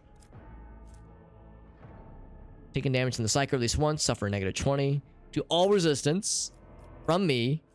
So I've penetrated their brain. Failed a willpower resistance test against any psyker abilities will suffer more mental damage whenever it happens until the end of combat. Mind Thief. Target of any ability for the first time, they suffer a negative 5 penalty to their intelligence and perception. When we kill an enemy with a psychic power, dealing more damage than wounds to the target, the excess damage... Oh, I like that a lot. I like that a whole lot. So if we overkill, we can just channel that to the next enemy closest to the target. Not thing, but enemy specifically. That's awesome. I like that a lot. A lot, a lot, a lot.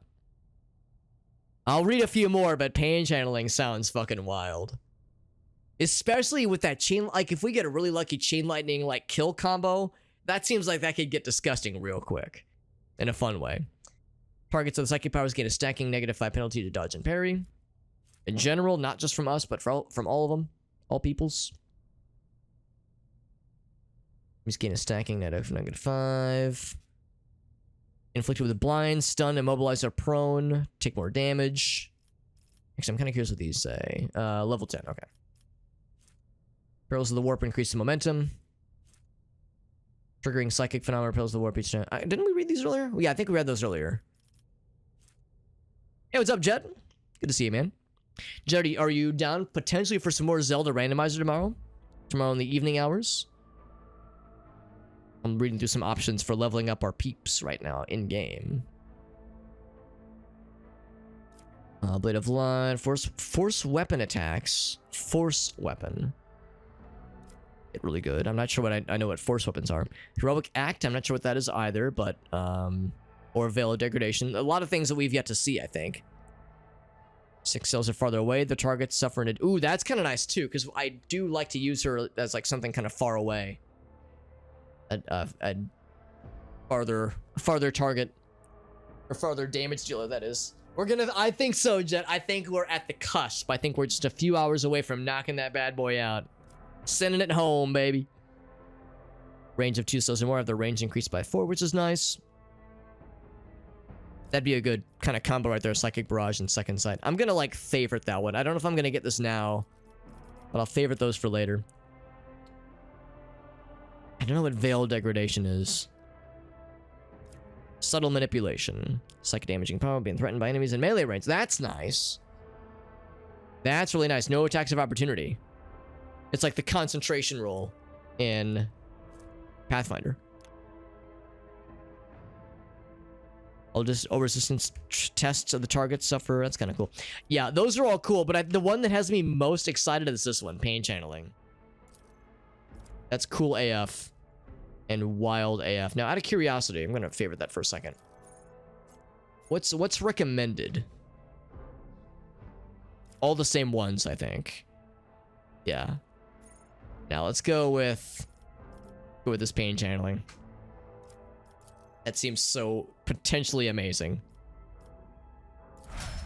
Okay, I know this is taking a while. I'm trying to like not like dawdle too long, not like hang on any one choice for too long. But there's a lot of choices here, and I don't know if there's a way to respec your character. It might be locked in forever, so I'm trying to make reasonable decisions here.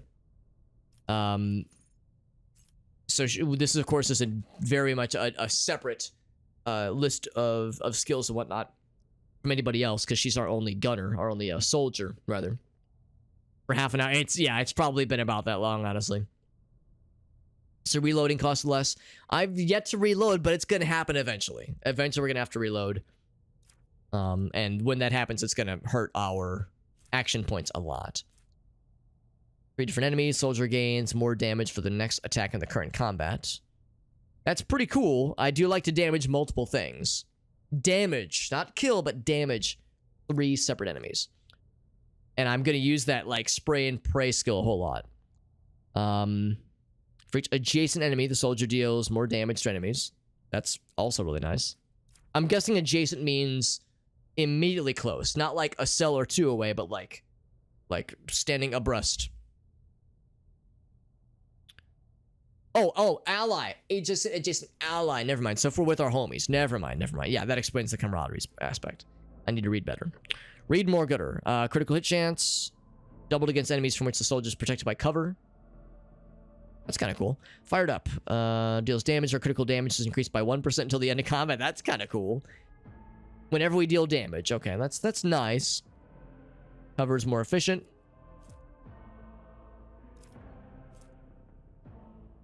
All these soldiers' area of attack gain armor penetration and ignore deflection when they're close by, but I'm not going to put her very close. And again, there's so much for this person. There's so much. Now, we'll pick one of these obvious ones here. I'm tempted to go for the Rack and Ruin one. Damaging 3 enemies gets you a big old bonus. As it's a percentage, of course. BS is ballistics. What is BS? Yeah, ballistic skill, which is pretty good. Yeah. That's pretty solid, honestly. That's pretty solid. I think that's the right choice here. The other one I was thinking about, maybe. Crit chance is nice. Yeah, I mean, I don't know how often we really crit, honestly. Go for that one. That seems legit. So long as we keep using that kind of spray and pray skill to attack lots of things. We've been doing a good job with that with the last couple rounds. That, of course, requires bad guys to be, kind of bunched up. So if we can find ways to encourage bad guys to bunch up, or even, like knock them into each other in some way, and have good setups for Argenta, that'd be the way to do it. So there we go. All leveled up. It only took a bajillion years. I'm always down for a bonus with the B emoji. All right, this area is cleansed. We killed a bunch of bad guys, and maybe whoever we fought just now, maybe those were the bad guys that killed our homies over here. Hard to say. All we know is this is the way forward. The bridge. The bridge we venture. Is that what this is? It sure is.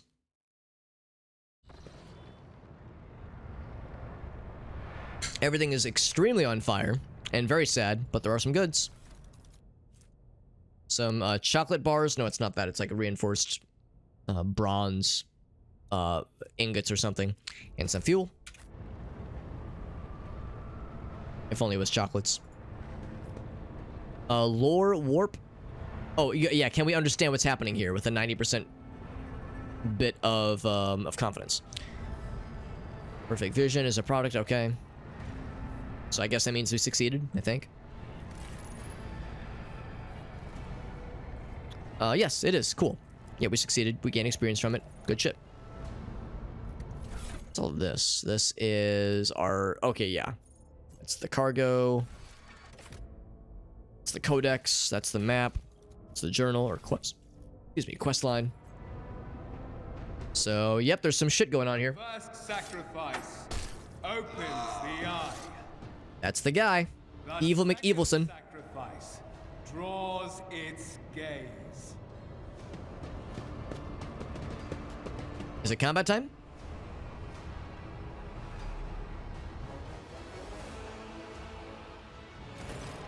Or is it talking time?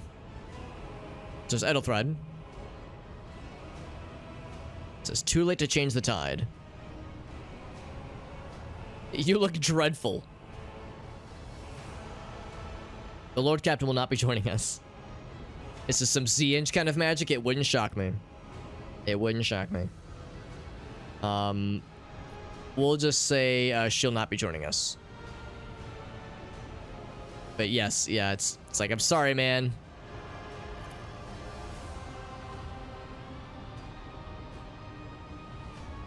Two bone growths pierce through the fabric. That doesn't seem good.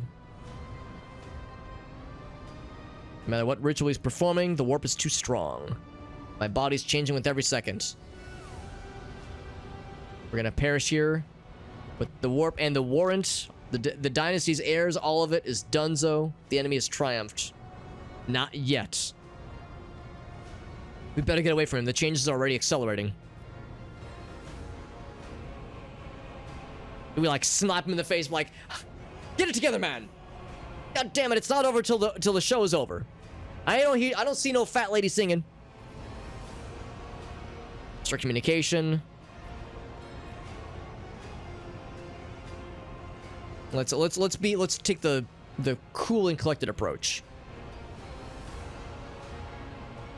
No right to bow our heads. You're goddamn right, Edelthred. It ain't over till the show is over. He's doing more stabby wabbies. Broken blade, dripping with a pearlescent glimmer, it says.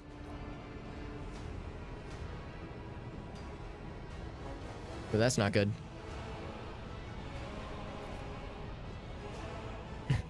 That complicates things. What's that word? Duplicitous cur? Duplicitous. Yeah, do we want to be like, I don't know, weird, quippy, or do we want to just go for fucking combat? Soft C. Duplicitous. Duplicitous. There we go. We got there. We got the duplicitous with a soft C. Thank you. Yeah. Yeah, because we've been duped. Like, yeah, that makes sense. It's never a phrase I've seen before. Duplicitous. Not ish, but is. Gotcha. Gotcha. I say we fucking talk shit.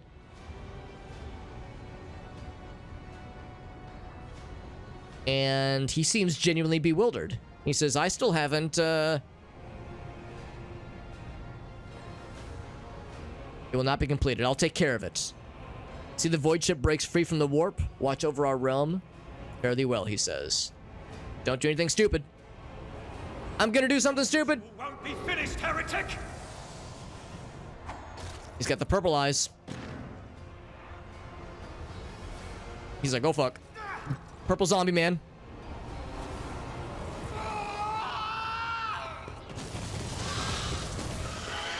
Oh my.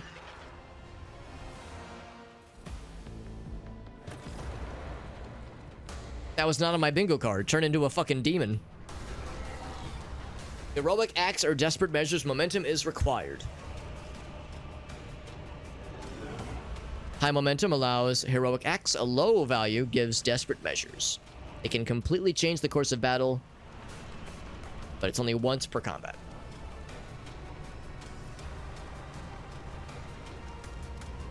Okay.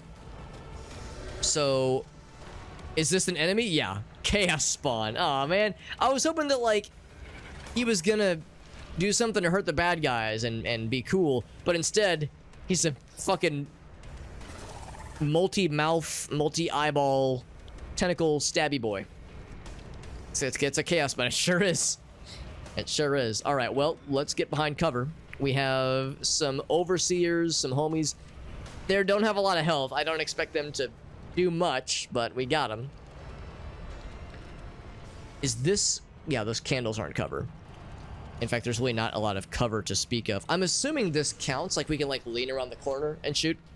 So I'll put Argenta there.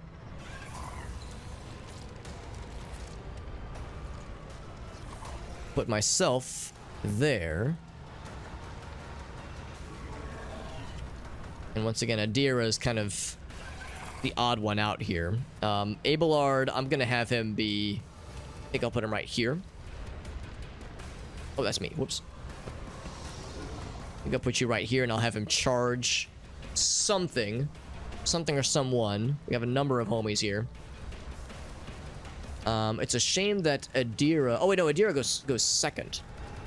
Oh, that's actually good to know. So she could potentially do... Oh, wait, no, I lied. Yeah. Adira doesn't go until a bit later. She does go before Abelard, so she'll be able to do Chain Lightning to potentially clean up some of these fools before he closes.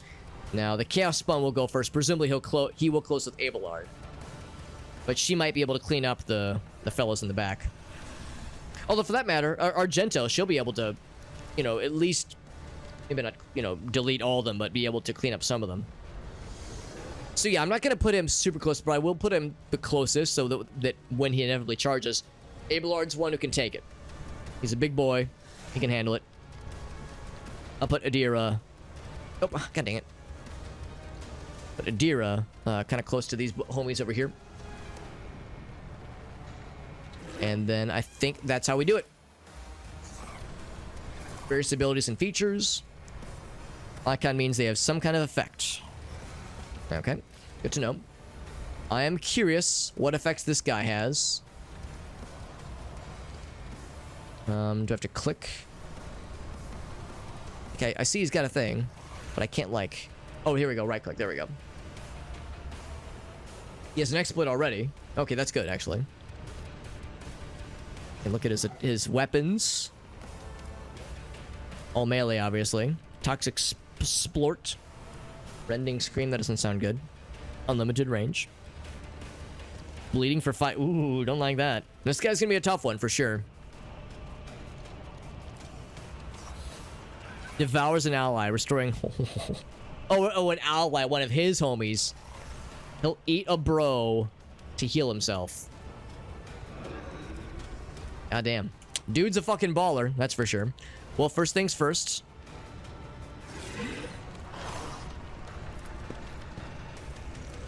We'll do the surefire plan thing, and then I will analyze. Analyze big boy, obviously. Oh, I technically don't have line of sight. Really? Unfortunate. Okay, that's good to know that when you're leaning around the corner like this, that you can't see what is... Oh, there's guys over here too. I think that guy might... Yeah, he's one of ours, actually. Bad guys on this way off to the side. Good to know. We got some innocent, unarmed folks around here as well. But yeah, you can't see things directly in front of you when you're behind this kind of hard cover. Only kind of to the side here. Well, that's kind of a shame. I'll still apply this to you. Can't target you either. Oh, wait, no, I'm on this side, so be over here. Can't get him. I'll get you. Oh, I guess you. Or maybe I target you because you're so far away.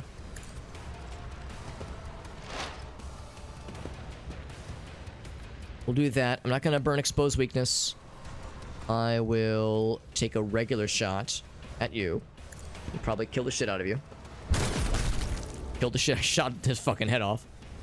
And then I'll do one of these again. Good as done. And I think I know the answer to this question, but if I switch, I take a shot with the other weapon because I have action points left. I cannot. Yeah, I was hoping like maybe if I had action points, I could like switch weapons and shoot with another gun, but maybe because the rate of fire is 1 for both guns, maybe that means it's not an option. Because yeah, I was hoping I could shoot for both. And in that case, it kind of makes less sense for me to have the shotgun because it does less damage, I think, than the sniper. So anyway, things to consider for future reference. That is my turn. I yield the rest of my time. Argenta. So what can you reach from there? No need to run and gun right now. Just from here. Oh, and actually, firearm mastery. We have a heroic act. Oh, maybe I should have looked at what my guy's heroic act was going to be. Do I do this now? Gains the ability to make a number of extra attacks. Or do I save it? Do I save it and wait for the right moment?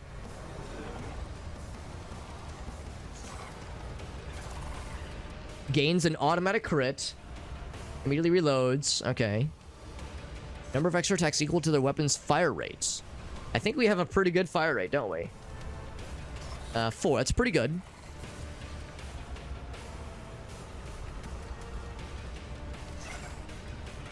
It normally costs the least AP.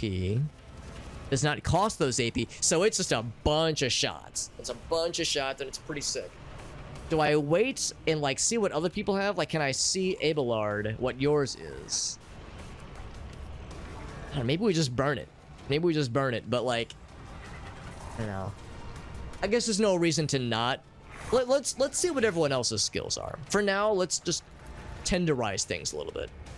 I can shoot those two. I can't get you. I can't shoot him, but I can't include him with like that spread shot. Actually, we'll shoot the big guy. Oh, that. Hold on.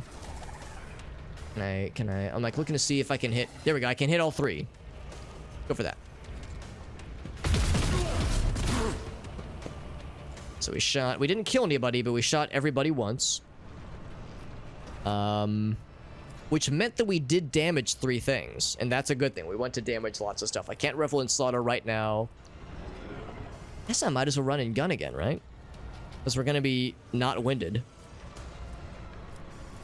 Run and gun. I can shoot again. I might as well. I'm gonna target that same space.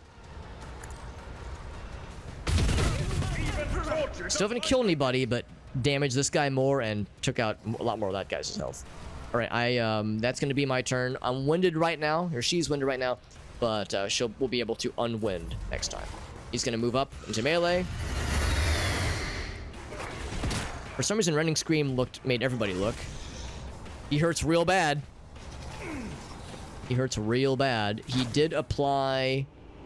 He applied something to a bunch of us. He's bleeding. She also is bleeding. Oh, that was the Rending Scream thing. Yeah, Rending Scream is that's like two. I think it's a bunch of us made a save basically. Yeah, a bunch of us made a save for it. All right, Adira. Last time I used you, you became sad very quickly. So maybe I just do forewarning and nothing else. Dodge and parry. I don't know. Maybe like I don't know if you can dodge or parry this guy. This guy's pretty spicy. Or do I try chain lightning? Like everyone's kind of far away, unfortunately. I know better than to try to attack him. See, would hit our own homie. Our own bro's taking some pretty rough hits. Chain lightning, I don't think would be a very wise idea. Yeah, it would not be worth. I could do this one. Summon to 16. That would knock him down quite a bit for sure. Don't have line of sight on him. Would kill him. Don't have line of sight on you. Would kill you.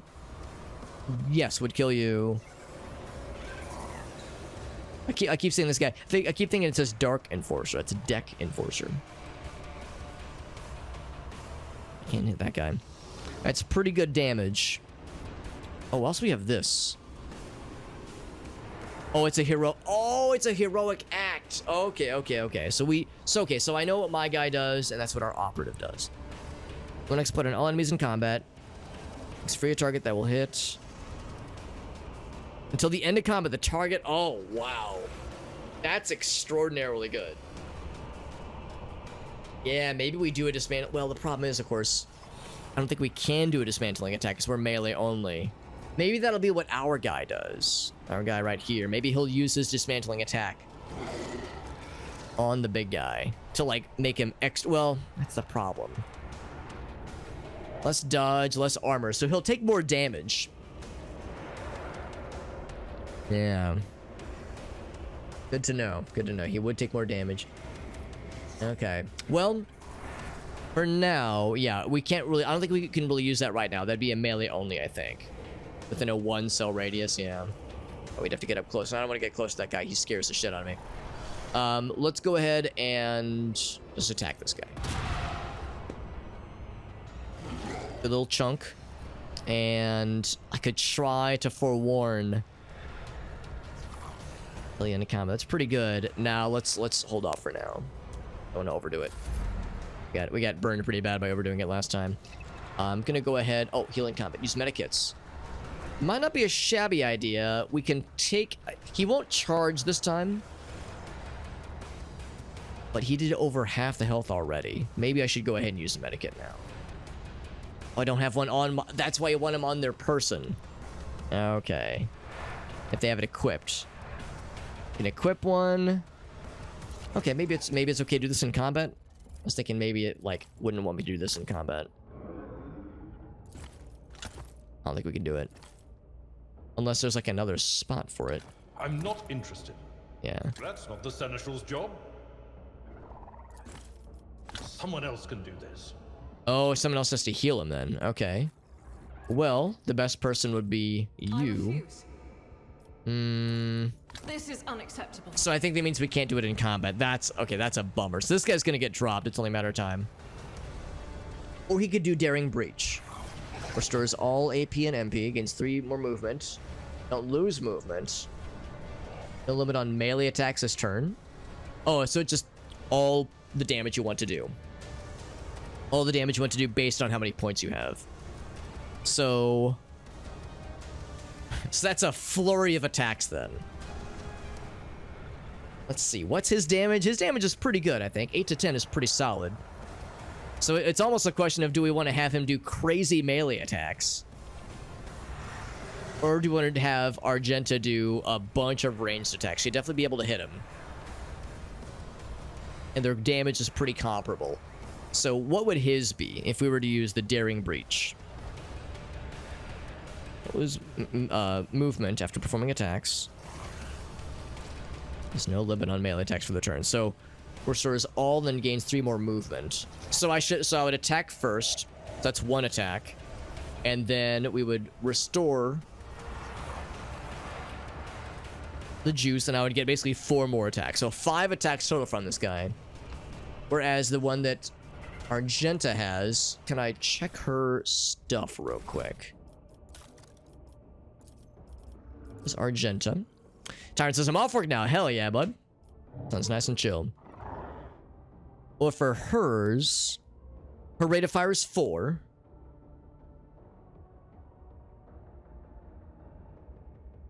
So it would be, I think, just 4 attacks. A number of extra, so it'd be 4 extra attacks. So really, it'd be really same, honestly. It's ultimately 5. Yeah. Yeah, it's ultimately 5 ranged attacks or 5 melee attacks. It doesn't seem to matter too much. She has... what was the thing we took earlier where... is it a feature? No, it's under archetype, so it's this thing. Next attack in the current combat. Yeah.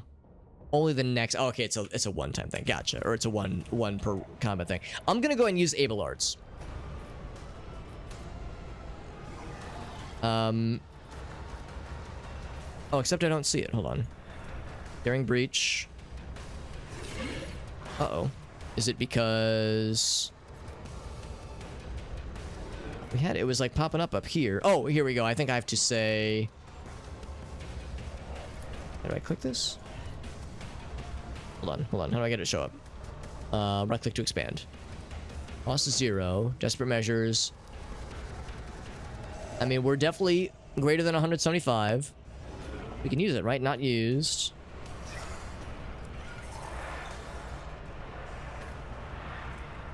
Oh, that's veil degradation, by the way. Okay, so that's what that is. Maybe I have to attack normally first? That's weird. I thought it was up here. Is there something I had to... I clicked by accident earlier? It's looking like it's trying to show something here. Like it's like broad... It's got like a little broadcasting with the little eyes. That's awfully strange. Maybe I'm wrong. Maybe I couldn't use it yet.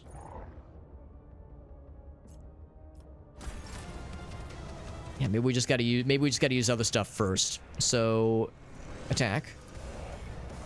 It's you by yourself. And I think he slurped up one of his homies and spit acid. Wow. So that was like a thing he just did automatically, I guess. Because that was not his turn. That was just a thing he just got to do. Maybe it's when he's melee attacked, he just does all that. Yeesh. Okay. Well, I'm bummed that I can't do the desperate measures or the heroic act anymore. It said the cost was 0. This is a pretty desperate time right now too. Maybe there's just something I don't understand about how that works then. Maybe I waited too long. Maybe it has to be at like within a... Well, this is only the second round. Once per round for the entire party, once per battle for each character. Man. I mean, we're probably... At the rate this is going, this guy's gonna get dropped. This combat might, you know, end poorly. And that's fine. We have got the autosave, obviously. It's okay. I'm not worried. Just bummed that it seemed like there was the thing we could use that I can't seem to use anymore. So he's up. He's gonna try. He shot this guy. Finished him off. Very nice. He did the kind of multi-shot thing. He missed him. Good. Officer, they're trying their best. Not like this. So he drops our melee guy. That's a shame. So he's been knocked unconscious. Can't participate in combat. They'll receive trauma. Rushing on the ship or certain places. There we go. I wish it would have told us that earlier, because I burned 2 medikits trying to heal trauma, because I didn't know what trauma was. I thought it was the same as a wound. The scream real loud. There you go. There you go. And our momentum is dropped, or at least it has for my guy at least. So I can't use my momentum. First, I'm going to analyze you more, obviously. He got a lot of health back. When he ate his buddy, he slurped him up real good. And then, it was weird though, because like he got like a free acid attack, because he attacked these guys over here. And then did like another 1 or 2 melee attacks against this guy. And then it was still our turn, so I think he has some kind of... In fact, I could probably do this and see, like, if there's something in particular that happens. Oh, wait, that's not it. There's something that happens, like, when receiving a melee hit. Statistics. 'Cause, yeah, Abelard applied contempt. Yeah, I'm not sure. I'm not sure how that worked, but it was still our turn. Anyway, I really don't see much else that we can do right now. I can just take a pot shot at this guy. We'll do a decent chunk of damage. The little fellas I'm not really as worried about. I mean, he did drop our buddy over here, which is not great, but this guy is the greater threat.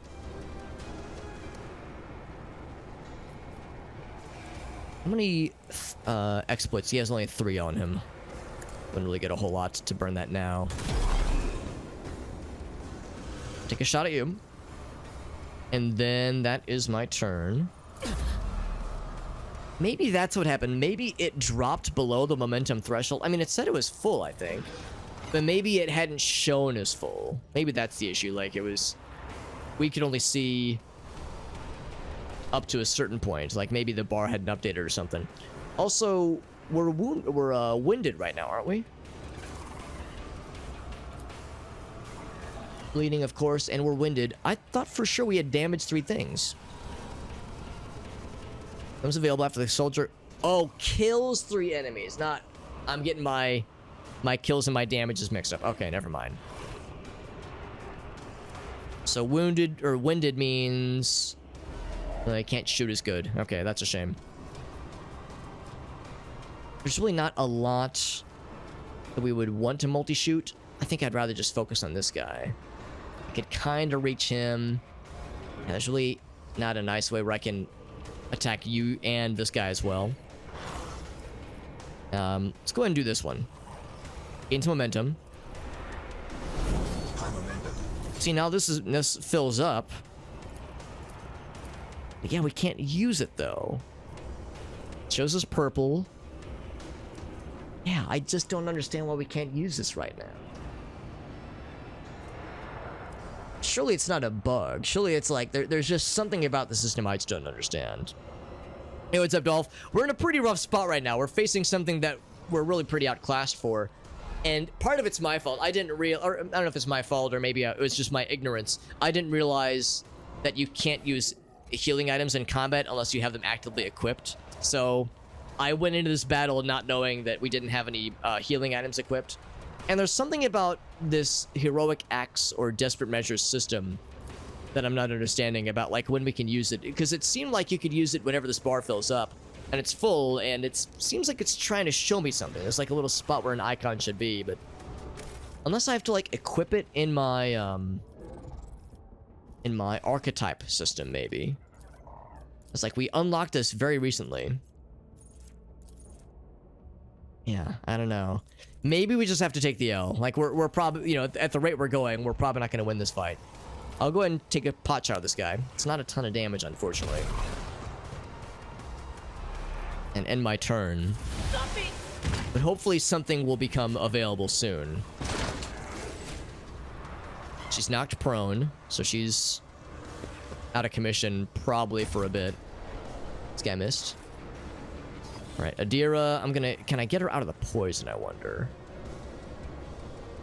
I think I'll move her here. What is this foreboding? Unless that's still in the poison. It's kind of hard to tell. That poison even doing? Toxin for 2 rounds. So we failed a toughness resistance check. Okay. Yeah, I think it was... Actually, I think my guy got it too. Maybe this is all a not good spot to be. I'll go a little bit farther. And then I'll use this ability. Actually... I don't know if it's worth trying to even try to... Because she doesn't have very good melee protection. I think we just try to attack. Hope for the best. And he ate that guy. Man. Yeah, he just gets all these free attacks. Or maybe... Well, no, it's still our turn, though. Yeah, so I guess when he gets damaged, it's not melee only. When he gets damaged, he just gets some free attacks. Sometimes. But not always. Maybe it's his... Maybe he has, like, some kind of built-in momentum thing. Regardless, route of turns. Route of actions, rather.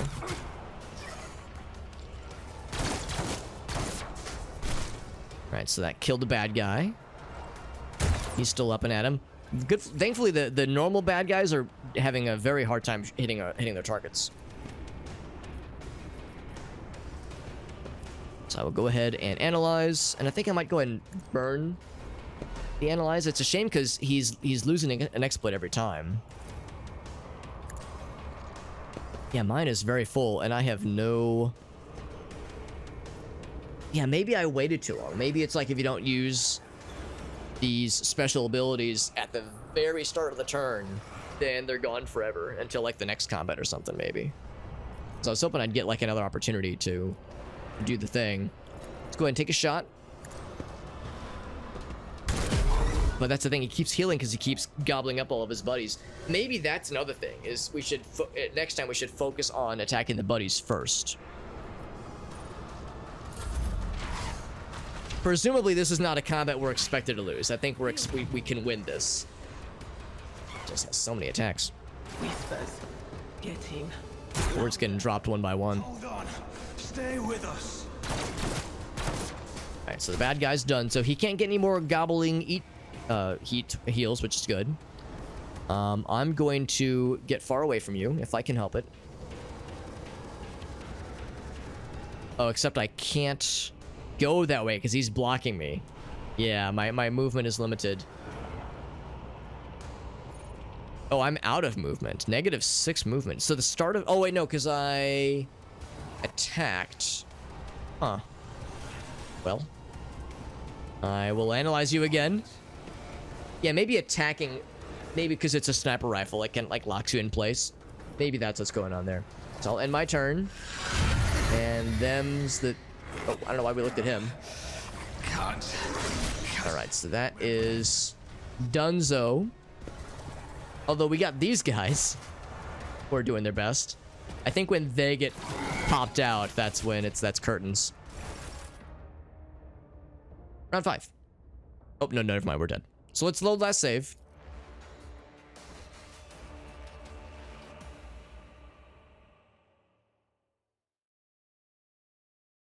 One type of action that uses it for the whole group. Well, yeah, that was the thing. And I was like waiting to see who should use theirs, because I wanted to use it at like a pivotal time, and then it was time to use it. The spot on the menu was gone. So I think there was either something that I had did that burned it accidentally, or there was some other thing in combat that made the heroic maneuvers not possible. Because yeah, now I can click them again. Yeah, there was this little broadcasty thing that when you hover over, it shows these icons. For some reason, these icons weren't showing up, and it made me think there was something I had done. Maybe I used it. It's just like, these are such big attacks. They should be pretty obvious. And the other thing too, the bars was still quite full. So I don't know, maybe I waited too long. It's really hard to say. So I'm still trying to like piece it together myself. By the way, Leroy, it's good to see you, bud. Does the visually change in game? It does. It does. I don't know if I can demonstrate it right now since we're in combat, but earlier we put on these gloves. Yeah, I can't chase you in combat. But yeah, when I put on the gloves, you could like visibly see. Maybe it's kind of hard to see based on the icon, but it did change the appearance of the gloves. The armor, of course, we got this big old coat. But oh, the glasses. That's an obvious one right there. The goggles we're wearing right now. We're looking like a steampunk weirdo. So yeah, that's actually a nice kind of feature. There's a cosmetic aspect, which is nice. All right, fresh start, fresh beginning. We've learned that we definitely want to take out the homies, take out the extra fellas around here, because he will use those extra homies to heal up.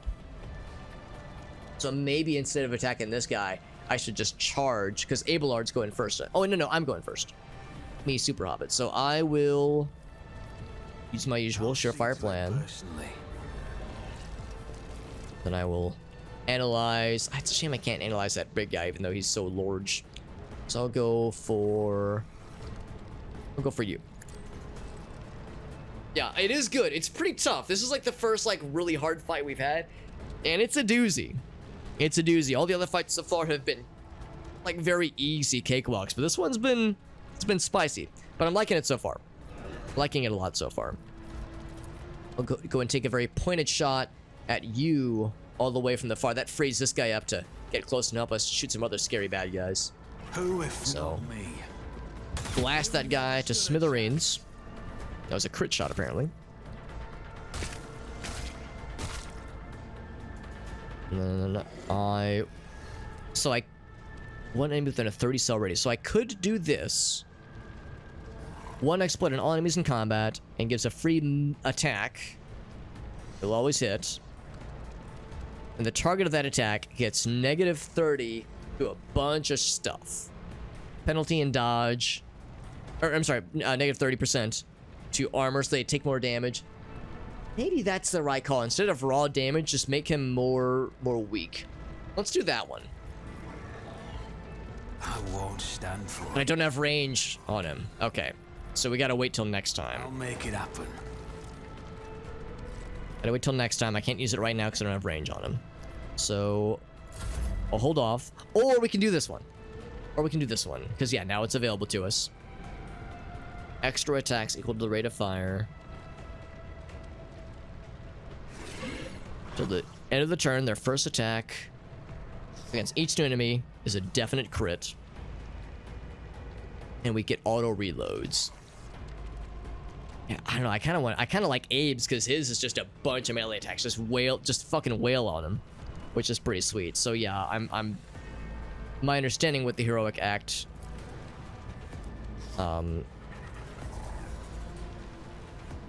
Only be used once per round for the entire party and once per battle for each character. Once per round for the entire party. So this, oh, maybe that's how we should look at it. Maybe this round. Maybe this round somebody should use theirs. Next round someone else use theirs, like that kind of thing.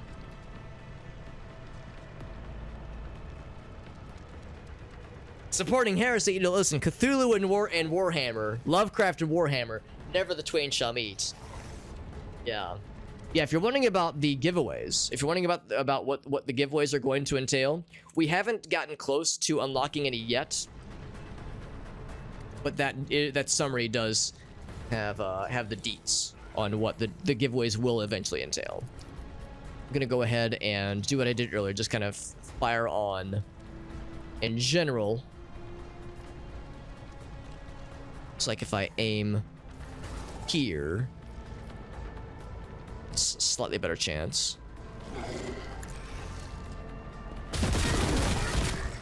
So killed that second guy nice and easy, which is good. I'm not gonna use running gun right now because we need to kill 3 bad guys for it.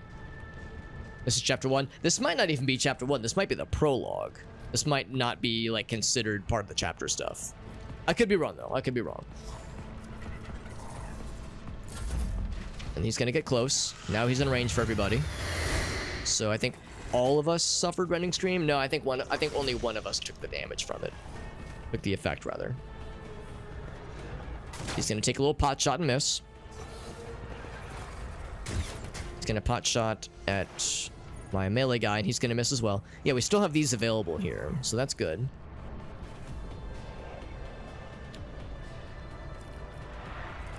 So I think curiosity. All right, that would not hit multiple bad guys. Yeah, there's really no reason to go for multiple bad guys. The multi-shot, multi-bad guy chain lightning attack at least right now. So probably just the psychic shriek. We could like, I can't kill him because I don't have line of sight, but I have line of sight to him, and I guess only him. Out of curiosity, she doesn't have a ranged weapon. Yeah, target is too far. It's got to be, yeah, so for hers it would be melee only, which is kind of tough, honestly. And I don't know if I want her getting into melee with this guy just yet. Or I could try protection. It's the target's dodge and parry by 10%.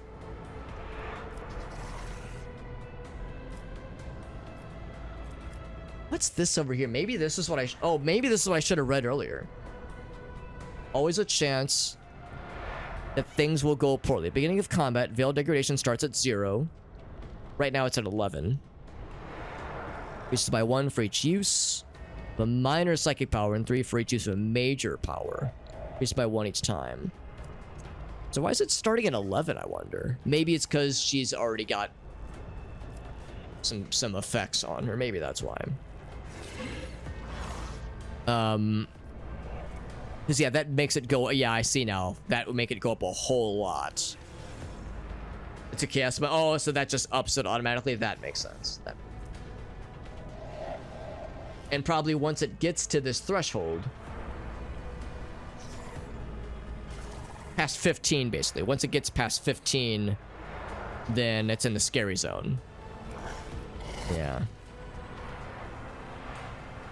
So that then at least confirms that these don't affect that meter. This affects it, that really affects it. Alright, so I'm gonna try that then. So I'm gonna analyze. Because we can do that for free. But not for free, it costs action points, obviously. And I'm gonna roll the dice, and I'm gonna forewarn, because that 10% actually could make a difference here. Please don't have your head explode. Okay, so it went up. And then I'm gonna yield my turn. I'm not gonna go for a melee attack. I don't have a death wish.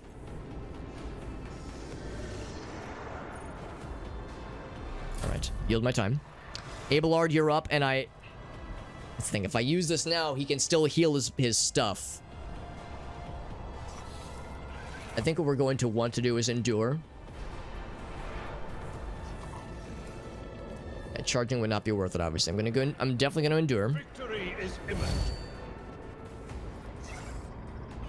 And I don't want to burn this yet, because again, he's just going to heal his shit super easily. He's got 2 bros right here and a 3rd right here. Oh, 4 even.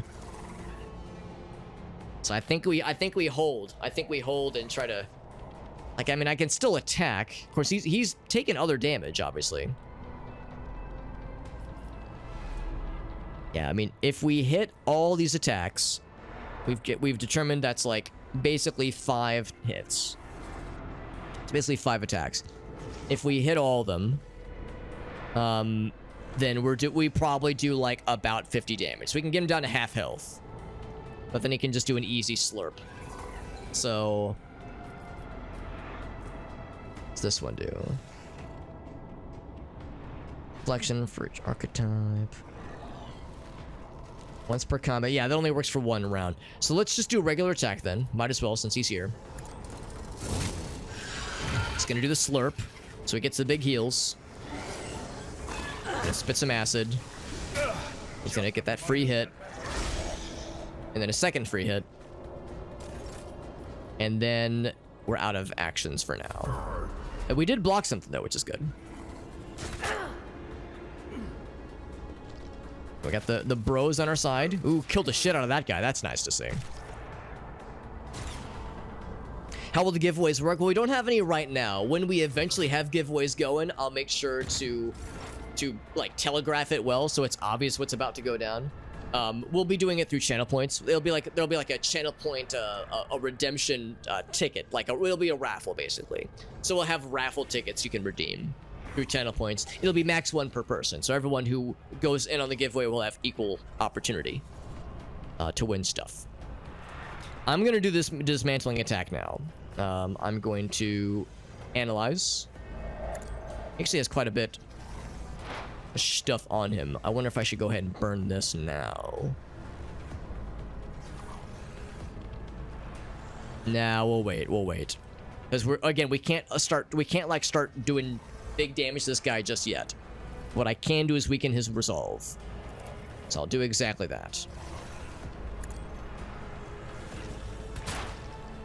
So pretty good damage, and now this guy has less dodge ability and less armor, which is huge. Big. Yeah, it's like, I think it's 500 channel points, which, I mean, if you wanted to follow, you don't have to, but if you wanted to follow, you'd get 300 off the bat, and you get a few hundred for watching for like an hour or two anyway, so it builds up pretty quickly. And Ogausa said all that already, so yeah, Ogausa beat me to the punch. You already know what's up. I will see if there's... Can I attack you? I cannot. I could move. But I would very much lose my cover, obviously.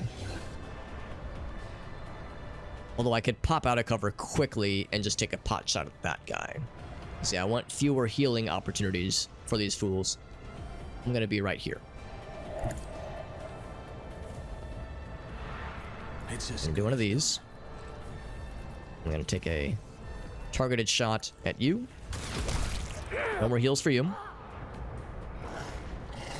Make it 1,000. I've considered raising it up, but I think 500's enough for now, because it's like, it's to weed out the people that pop in for like 10 seconds and then, and then fuck off and never engage with us at all. Like, it requires being around by some degree.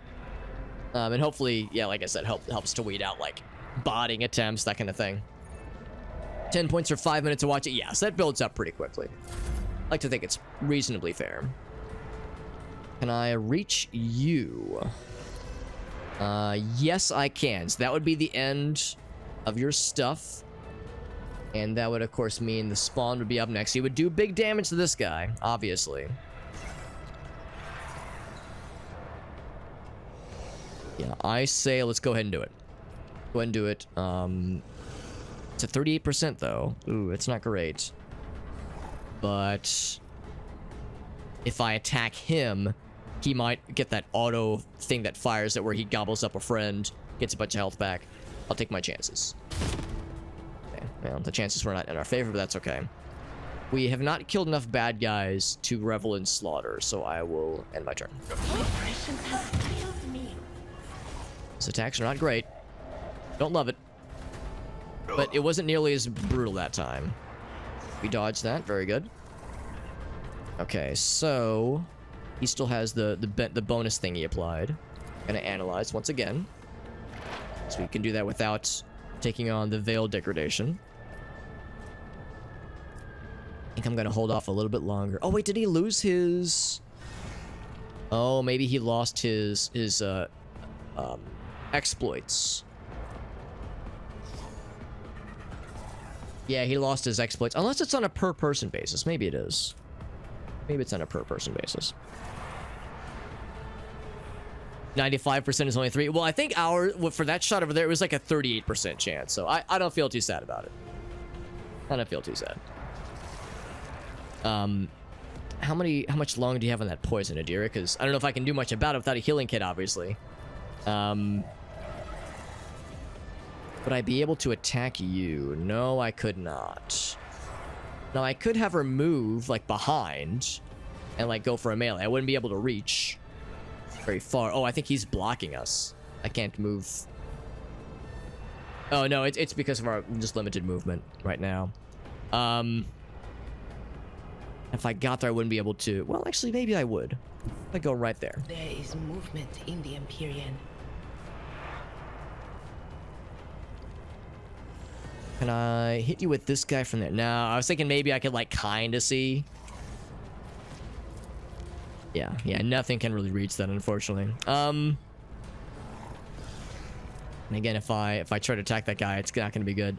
I say, I almost want to just kind of hold with this character. Man, I was really hoping to kill that guy before this person before we start this. Oh, we've dropped momentum, but at least we have the icon now. We have the icon now. I can endure again, and I probably should.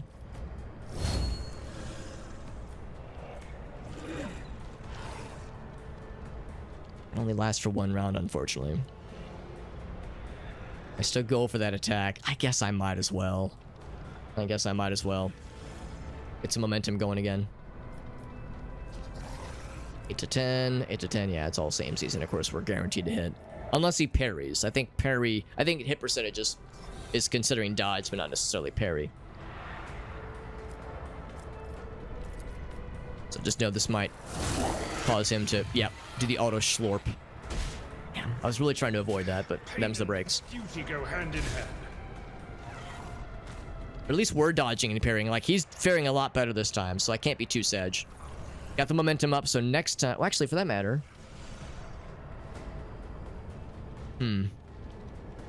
Maybe that went down because... Maybe it needs a full turn needs to finish before we can do these again.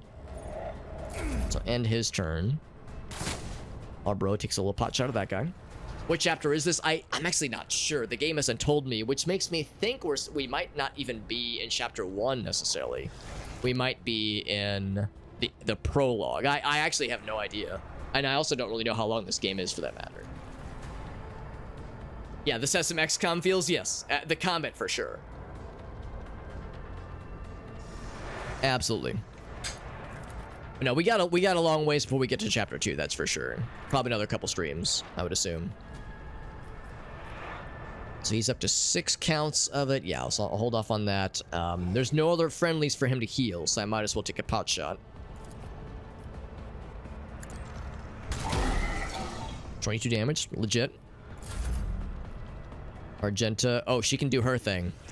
Let's go and do it. So I think the way I can maximize this. These attacks don't spend AP.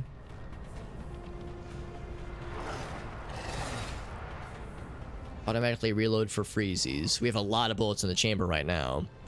I am gonna say, let's do this first. Resides in the will of the righteous.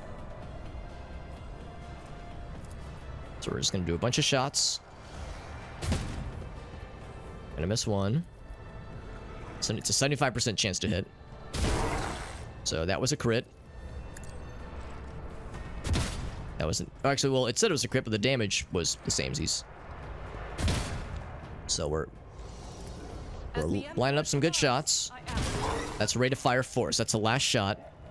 I was hoping I would get like my normal shot as well. I could run and gun. She has only killed one thing.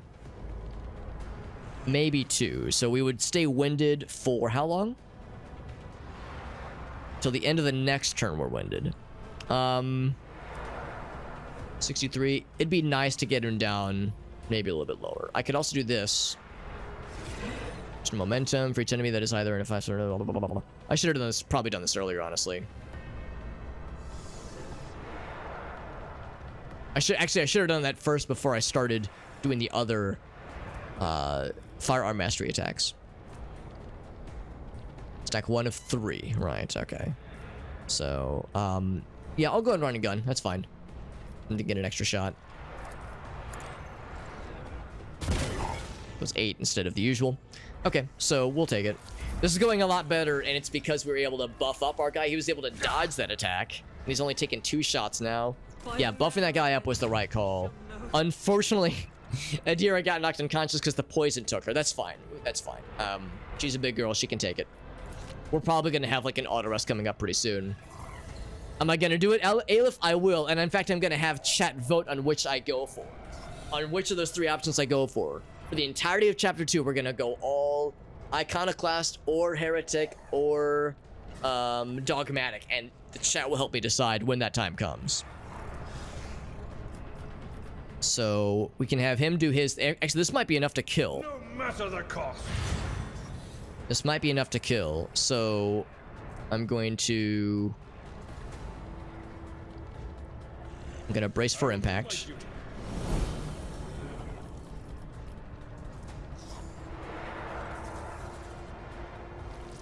And then I'm going to endure. I'm going to attack. This might be enough to kill.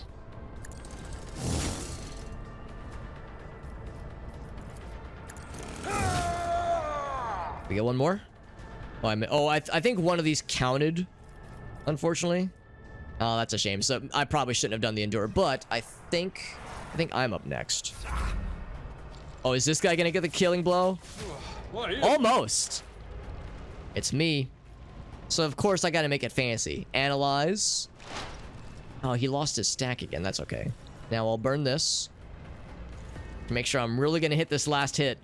I'll see to it you're in. He's out of there. Tough fight, but we learned a lot. We learned a lot about how the combat works.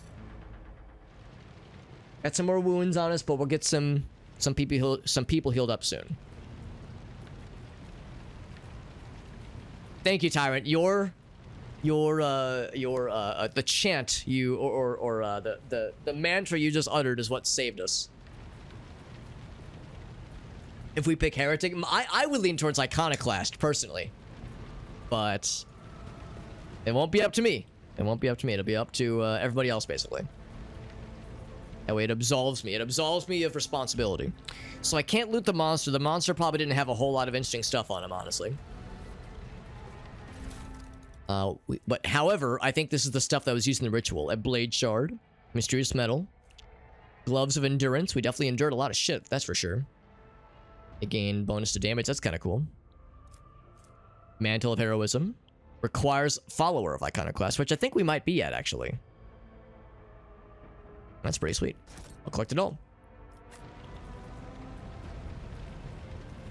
This guy also got smacked by something, I think. The Emperor protects. I'm just a little bit fucked up right now, fam.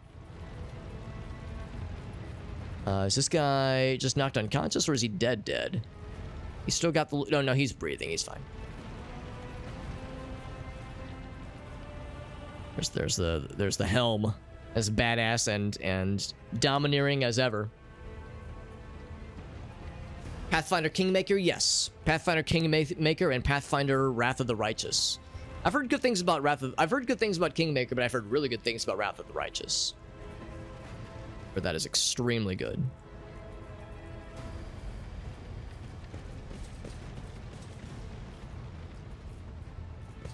See if there's anything else to like loot or pick up. We killed a lot of bad guys, but don't have a lot to show for it, unfortunately. But we did get some nice things.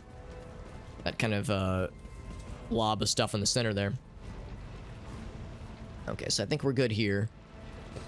Rise to the top, or get left in. See what these guys have to say. Can we talk to them? Oh, they're too far away. They're behind some rubble. The heir is dead. He sacrificed himself to save the entire dynasty. Now A wait. noble deed. Let the crew offer prayers for the hero who renounced his impure life in the name of humanity. But didn't the guy turn into the demon? Or like it looked like he kind of got taken by that force to turn his eyes purple, and then he like turned into the chaos demon thing, the chaos creature. I mean, he didn't choose to turn into it, obviously. But I'm also not sure what his actions did that like was beneficial necessarily, unless like he scared off the, you know, that one fella. He scared off the villain character, stopped him from like fully completing the ritual, because he did something with the ritual, because he still summoned a big scary chaos demon. Like Kingmaker, that's good. That's good.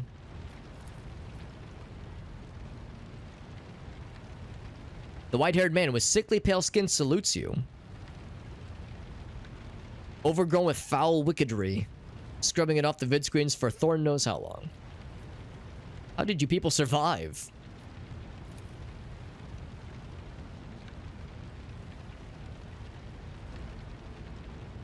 They bards near the ones with the Master of Whispers. Some officers charge them. I just grabbed whoever I could and prayed for our rescue.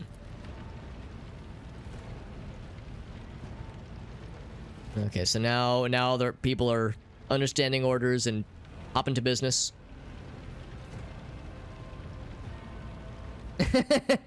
Someone starts crying. Abelard just fucking cock punches him.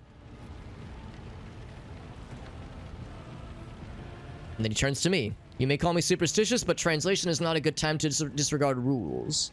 You're the only one here who speaks for House Von Valentius. You may not be the Lord Captain, but you're all we got right now, homie. No pressure. Go to the throne and do your thing. Take the Lord Captain's seat.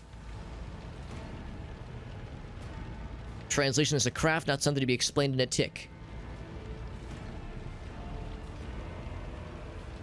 Every second we waste is a terrible risk. Alright, let's start things up.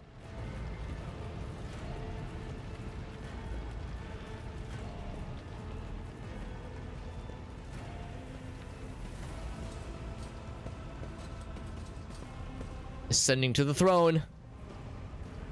What is presumed rightfully ours, because all the other heirs are dead. And an image of Theodora. Swaying in sorcerous currents invisible to mortal eyes. The false rogue trader's eyes reveal the entity's true surreal nature. One of her eyes is engulfed in otherworldly fire. The other, a vessel of ancient evil, bores into you. So we're probably going to have this haunting visage haunt us and taunt us as time goes on. Seeping directly into my brain without ever reaching my ears. Booms the horrors of the warp.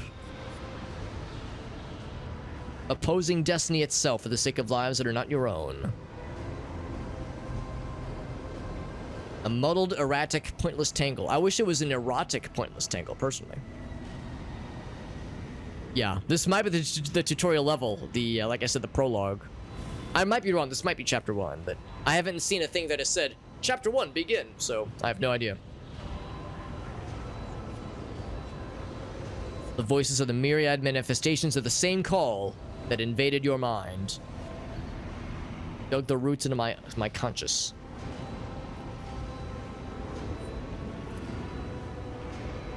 Beginning and the end and all that courses in between. Voice of the truth, it says.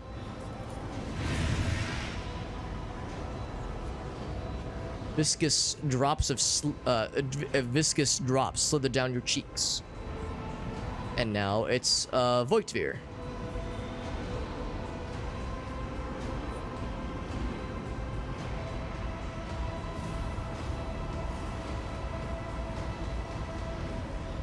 Says everything was all set, but you broke the unbreakable when you took the aspirant's place.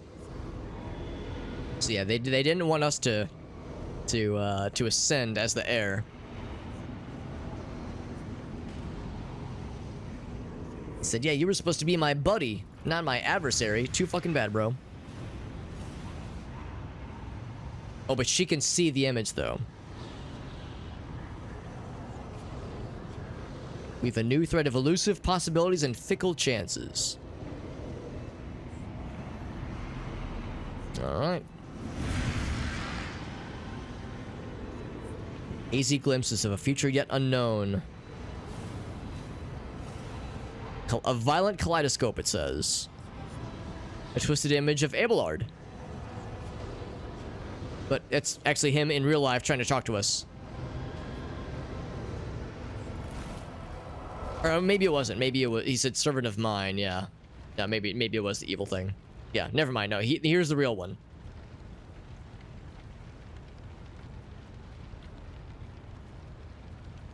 The navigator's sanctum is silent. The stable. Oh, so that means the navigator's dead. Yes. Yes, he did. Yeah, a lot of people died.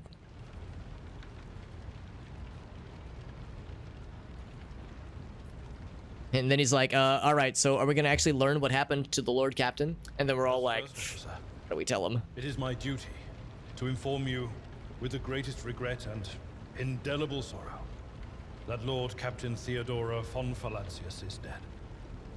May her memory never fade from the annals of the dynasty. In that flavor text, they really emphasize, like, this, he couldn't say it, like he was struggling to bring himself to do it. The convictions, man, like the convictions of all these characters, it's impressive. It's a little bit like unsettling at times, like, wow, you're really drinking this Kool-Aid, but I get it. I get it. This is Warhammer. This is the Imperium. Them's the breaks. That's just how it goes. By right of blood succession, and with the absence of other kin who could challenge this decision, I will say nothing. It is hereby and accept it. declared that the successor to Theodora von Valancius is her heir, the rightful. I wish they would say my name. Say the funny name, dude. Of Rogue Trader. The official ascension ceremony will be held at a later time. In the interim, have you lost your tongues? Hail your lord. It is because of his toils that we all still live. I mean, this guy helped too. He was tanking that Chaos Demon like a boss. If not for him, we would have all folded like accordions. The deed is done, Master. My apologies. I meant to say Lord Captain. Lord Captain Super Hobbit? I can get used to that. All right. I'll accept it. The Lord Captain's place. Get a cool cutscene. The treachery of the Master of Whispers was fruitless, but victory came at a great cost. There's our buddy. There's the sister of killing shit. Perished along with her heir, Edelthrad, and thousands of crew members.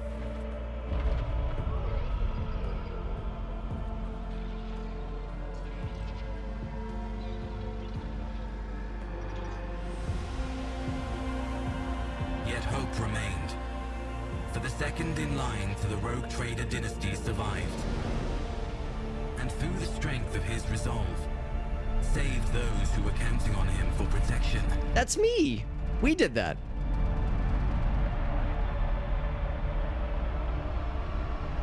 Interesting hand-drawn stylings for the cutscene. Not what I would have expected at all.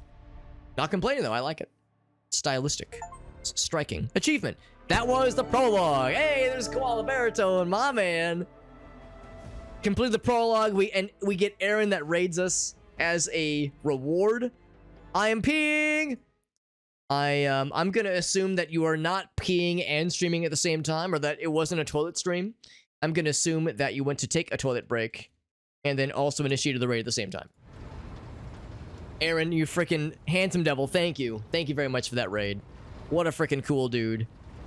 We got some homies coming in. You were doing some Outer Wilds. Yo, what are you thinking of Outer Wild? I know you're peeing right now, but once you stop peeing and once you flush and once you wash your hands, I would love to hear how the stream went, because I've heard Outer Wilds is extremely cool and is one of those games you almost have to be careful when it comes to streaming it, because spoilers are best to be avoided. Fully diapered up, I respect that, man. I respect that. That takes preparation. That takes preparation. It's very impressive. Yeah, I hope it's nice and warm, by the way. Hope it's nice and warm, and I hope you were nice and hydrated, so it's nice and clear. And not too smelly. And also, yeah, I'd love to hear how the stream went. And if you have any clips from, like, any time over the past, like, 98 months, any recent clips, I would love to see it. And by recent, again, I mean, yeah, within 98 or so months, give or take. Lot to explore. Yeah, it seems like a very good game that is very rewarding. The more you put into it, the more like you explore it, and the more you really drink in all that the game has to offer. It seems extremely cool. Yeah, only within the... Yeah, I know. It's a very specific amount, but that's the cutoff. That is the cutoff. That's the rule, unfortunately. But yeah, if you got any clips, you know, I love getting to see that stuff. The most recent one would have been the one where it was you and Mallory doing the game show, the pop culture game show.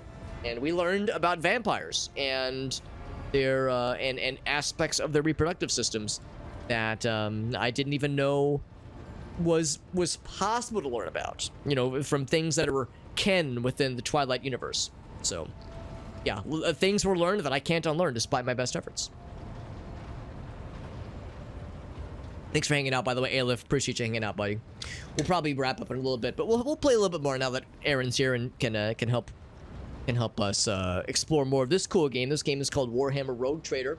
This is a dare drop acquired game, which means I will have some dares eventually, but I think we're only now starting chapter 1, and the earliest dare reward that can happen, at least for this playthrough, will be in chapter 2. So we got a ways to go, but that is a summary of the dares we're working on, where we can unlock extra Steam keys for this game and for a few other games to give away as like giveaways to viewers, which is kind of fun. We just beat the prologue. We had a pretty tough battle at the end.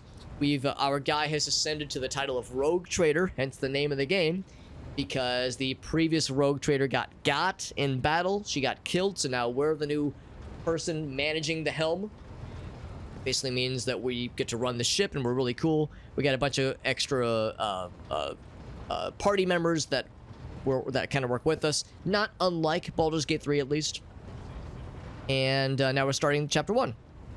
So this guy is so Abelard, of course, is one of the guys that was in our party earlier. He's super tired. He says I'm freaking exhausted. However, not sure what that was. Maybe that's just like an internal monologue. His hesitation brings an involuntary smirk to your face. Someone else is gloating at the old officer's confusion. I think that is it. I think that was that little moment. I think that was the warp corruption that was in our brain, kind of influenced us a little bit there. Since we got to hold our first officer's briefing. I wear boxers actually instead of briefs. Is that gonna be a problem? We sustain massive losses. It's a bummer, but that's just how it goes. All right. How'd we lose so many people? Where there was a lot of bad guys, you see. A lot of bad guys killing shit. Yeah, the epilogue of this game had some pretty bloody battles. A lot of shit got murdered. Was a pretty rough time for everybody involved. But the good news is that it was a rougher time for the heretics that were trying to pull some shit, because we fought them off and we're cool as hell. But yeah, we're also... A lot of people are dead as hell, which is a shame. Targeting the vessel's command. Yes, they were trying to take out the leadership. And of course, the Master of Whispers that was on our side was a turncoat and betrayed us. What's the agenda for the meeting? Oh, you know, we'll talk about birthdays this month. We'll talk about we'll talk about budgets and those TPS reports that people need to fill out. You know, the usual. Still receiving updates about the ship. He says, yeah, we need to get this thing repaired because it's all fucked up. Get a good look at the officers who work 6 decks away from the bridge. Okay. And they get to behold your visage, which is its own reward, really. Master of Whispers, more like Master of Piss-Pers. He did piss his pants running away from us like a little dingus when the other heir, Edelthart, when he charged at his ass. The guy ran away like a chump. So no news on the Master of Whispers. What's his name? Voigtvir, I think was his name. His trail went cold, so we don't know where he went. We're on the hunt for him. He might have taken a shuttle out. That would have done it.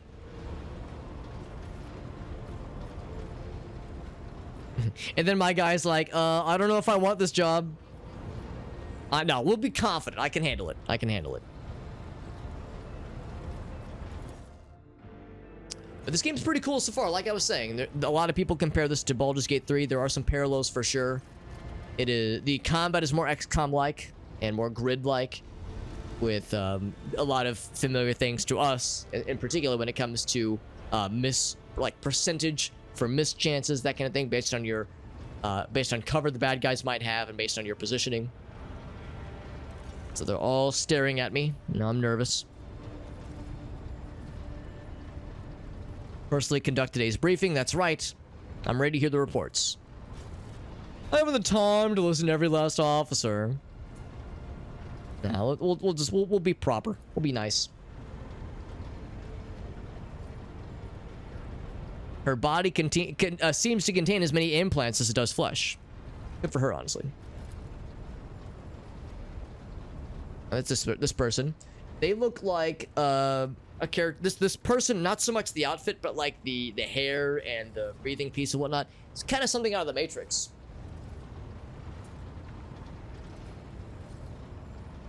Receiving, processing, and sending communications. Very good. Your eyes on my mouth. So if you eat a sandwich, does that mean I'm eating a sandwich? We, of course, met Ravor previously, steering the ship and whatnot, the master helmsman. No pirates or asteroids for us. Very pale skin. And a dour expression hardwired into his face.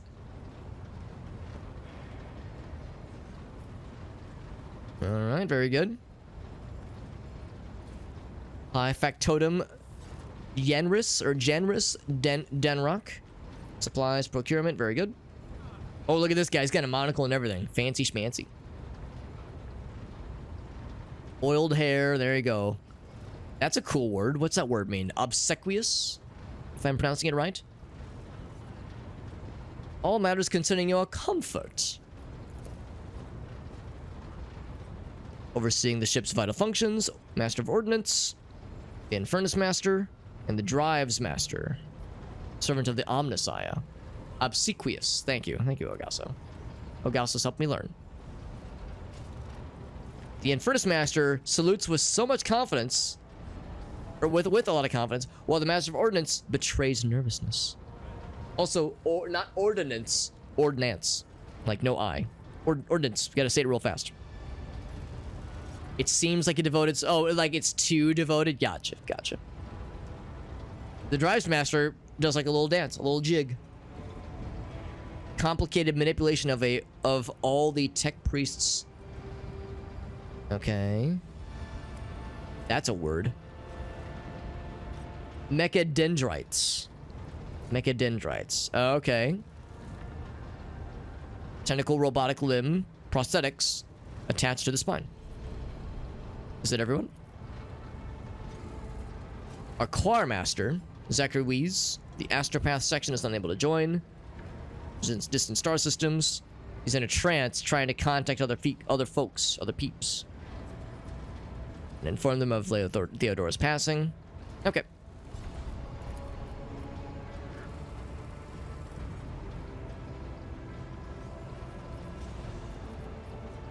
And then let's hear all the reports. One by one. All fires on decks are extinguished. Very good. And we've got damage reports and all the stuff. Reports have been sent off. All right.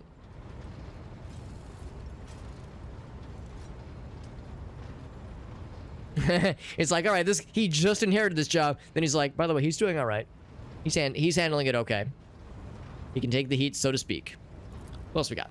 What chapter are we? Well, it didn't tell me. I'm assuming this is chapter 1. Because earlier when we beat the boss we were fighting, at the end it said achievement unlocked, beat the prologue. So I think this is chapter 1. So we got a ways to go. We got a ways to go before we hit chapter 2. Trying to compile a full account of losses. Damaged components, or reports of damaged opponents are given to the tech priests. Okay. Trying to keep track of the people that we have. We've lost more than 2,000 crew members.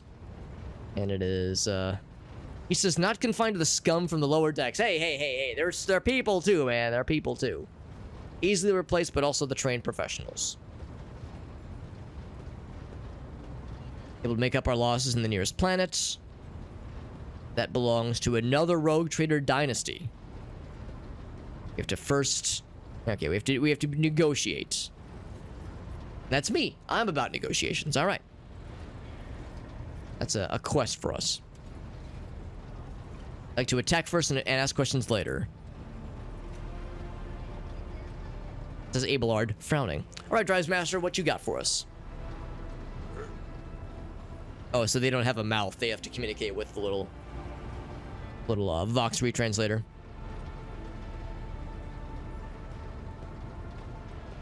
The foes that set here destroy the repositories of lots of machine spirits.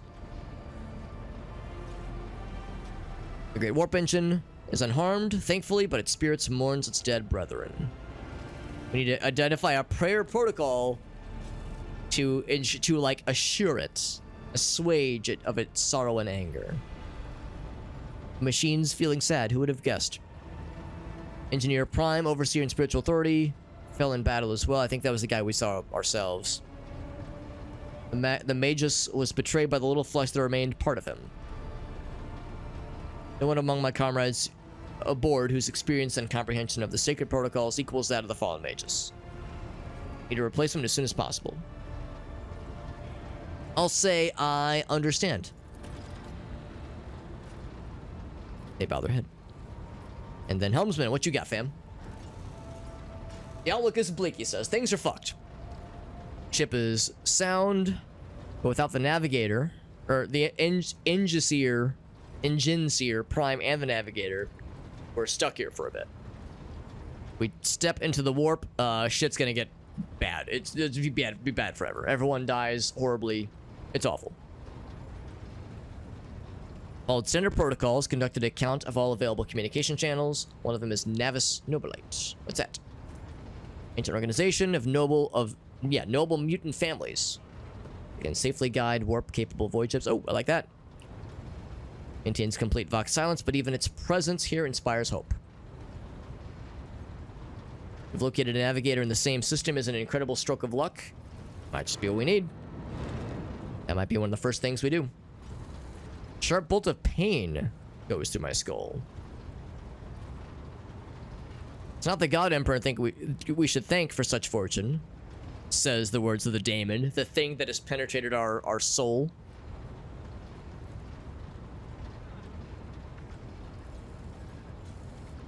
Yes, so this is something we just have to try to tangle with.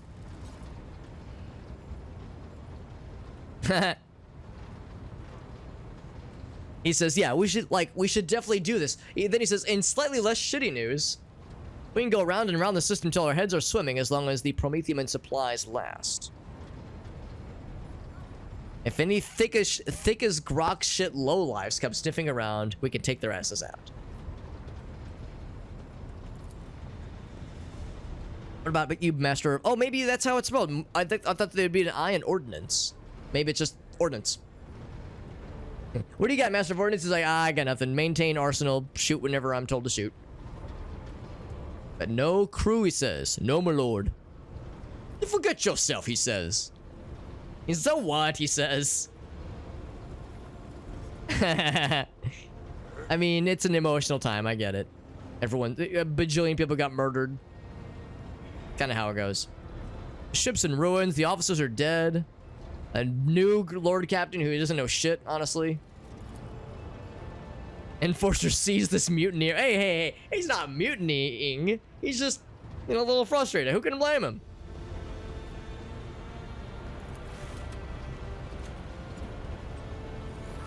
Dude, just smack him in the back of the head. Oh, he's fucking out. Only one officer out of the whole lot has fallen to pieces. That's not bad at all. Honestly, he's not wrong.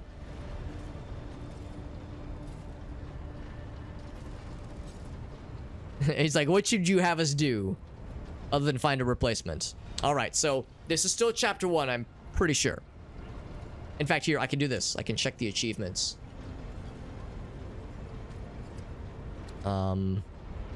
If there is... Here we go. Yeah, so we have not completed chapter 1 yet. So we got quite a voice to go. So we can make any choice that I want. Any choice that I want.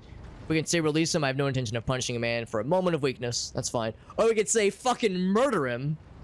Or we could say, or I guess, or a choice that has no heretical nature to it. I leave his punishment at your discretion. I don't know. I mean, I kind of want to go for the first one. Like, listen, he wasn't like saying, like, yeah, he's saying I'm new. He's not wrong. The ship's in shambles. He's not wrong. Everything he said was correct. So I don't even know if he needs punishment. Maybe we should be like, no, we want people to tell us how it is, man. Like, don't mince words with me, man. Stares unblinkingly. Ceases sniveling. Hysterics are over. Let us resume. All right. Wiping blood from his broken nose. Yeah. Be grateful for my mercy, right? So serious losses and shit's fucked up. Yeah. That is not the end of our trials once we resolve these things, though. Systems must be properly inspected for major damage. A footfall station. Not football. Footfall station. We'll never reach there without having first solved the 3 immediate issues. Well, tell me more about the system, then. Foxmaster, what you got, fam? Reichhead star system. Undertaken on the orders of the... Oh, that's right. We had... Because she had received a note from the Inquisition, I think. So, 3 inhabited bodies in the system, and nothing good has come from the Vox messages yet.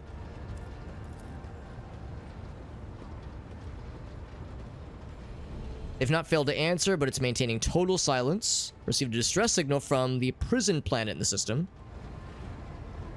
And Reichhead Minoris is not responding. And then our augurs. What is this? An augur. Sensor technology that allows voidships to scan planets. Blah, blah, blah, blah, blah. Cool. And let's see. So this probe, this sensor, intercepting signals from the surface, indicate ongoing hostilities. Oh, well, if there was like a prison outbreak or some kind of overthrowing that's happening, that's not encouraging. So that's the only thing we can do then. On what the void is going on. All right, and then we're all set.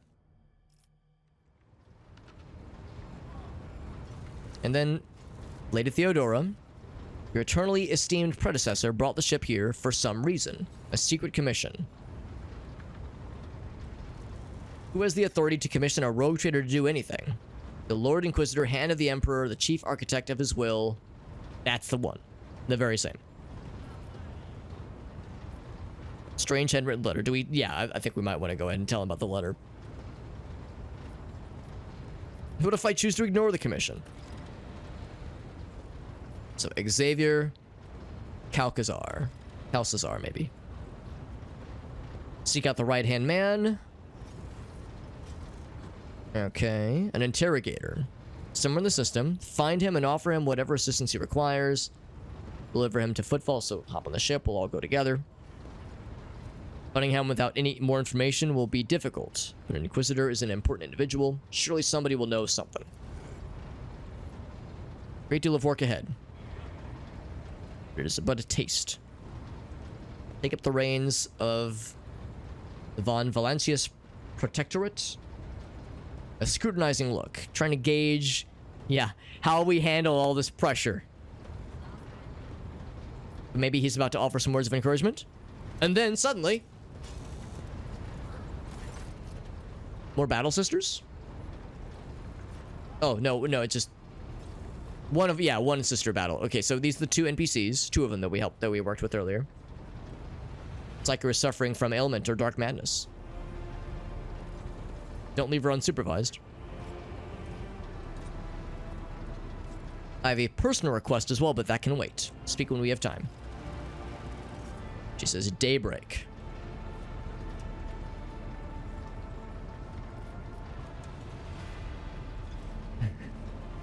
I'll say we'll try to like snap her out of it. See the immediate future. Okay. Something very strange is heading our way, and I can't make out what it is. All I can see is the word daybreak, or maybe it's dawn. But it's very dark where we are. So I can't make heads or tails of what you're saying, lady. Out with it. Voices are going berserk, all shouting at once. I'm trying to detangle the shit. A lot of shit going down, man. Shit's weird. Find me the bridge, we could talk. Okay. And see, she's like trying to smile. All right, thanks, dear. I know you're trying.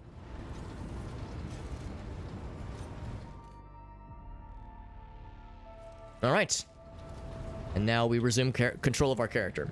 However, it is late. It is late, and I think we do need to wrap it up here. We do have a level awaiting us, but I'm going to hold off on spending that level because, like we learned earlier, there's a whole bunch of talents to choose from. And I'm going to want to do some research on a bunch of these talents and, like, favorite a bunch of them. Lots of them, I mean, really, none of them seem bad. All of them seem like they do something good. It's just a matter of, like, what kind of character do I want to build towards? What kind of focus do I want to have for my guy? And one thing to consider is that right now I haven't really done a whole lot of focus on the whole exploit system that operatives can do. And that's probably something I should, you know, consider. Especially because, at least for the time being, we have 2 operatives in our party. Myself and Adira. And she's a spellcasting operative. Pretty baller. So we got that to look forward to. So yeah, I'll do some research kind of off stream and kind of piece together some skills that I might want to use or like builds towards for really all 4 of our characters. Give Adira a gun. Yeah, you're right, Elgaso. Especially now that we know what can happen with the that veil of whatever it was, that the corruption that happens with the casting of spells and whatnot. So with that in mind, yeah, we definitely want her to have some ranged weapons because yeah, we were kind of stuck in that last combat. In fact, actually, I think she did have a gun. I just forgot about it. In fact, I think I can check now, can't I? I think she does have one, but we could give her a better gun, though, I think. Yeah, she has the, scrappy autogun, which is something. Has pretty good range. So we could have done that when we were in a point last time. Oh, I remember what it was. We could have attacked the big monster, but I was trying to avoid it because I didn't want him to heal. And we couldn't reach the other guy that was, like, hiding around the pillar, so. But yeah, it's good to remember that we have a gun, but we've got other guns we could give her. We've got some other equipment to assign. This is maybe something for a quest. It was probably part of the ritual that was being done earlier. We could probably give that to my guy here, maybe. Heroic act, do some battle, increase the... yeah, sure, that's cool. Boop. So cool. Oh, I look so badass. Then we get this thing. Toughness of 5 if their intelligence is less than 35. My intelligence is equal to 35. Whomst is less. Hers is 30. Hers is 30. His is 30. All right, so who needs more toughness? Or maybe, yeah, either who needs more toughness or who would gain the most? I mean, he's going to be in melee a whole lot, so we should give it to him. Boop. There we go. And then this. When we get an injury or falls unconscious, their allies gain a +1 to damage. Probably you, because if you fall in battle, then that's not a good time. Also, I know someone was asking earlier about if cosmetic items have like some kind of like not even cosmetic, but armor and weapons, if that has some kind of cosmetic effect. And sure enough, with these gloves, whoop, the gloves on. Hell yeah. All right. So. But yeah, I think we are going to wrap it up here. Yeah, something new other than cast spells. Casting spells is great, but there's some negatives. There's some negatives for sure. All right, so I will overwrite this save. Bloop. Overwrite the existing save. Yes, please. Yeah, I'm liking this game a lot. That combat earlier was tough, and I'm still not sure what was going on about the acts of heroism issue we were having where it looked like the bar was full and it was trying to display something. It could have been a glitch. It could have been a bug. Again, I have heard from multiple reports that this game has a lot of bugs, especially late in the game. So it's possible we just stumbled upon something unlucky. But you know, we're still learning the systems, we're still learning the ropes, and I'm liking it a lot so far. Even if there's, you know, some kinks yet to be ironed out, this game is getting patches on a pretty regular basis. So I'm not worried. I know I'll still be able to enjoy myself, even if there's some speed bumps along the way. I'm having a good time.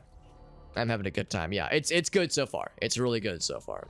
Out of curiosity, back in the main game, there is a cooperative mode. Yeah, cooperative mode. So you would create a lobby. You would use a little code to invite people. You can ping your teammates using the left alt key.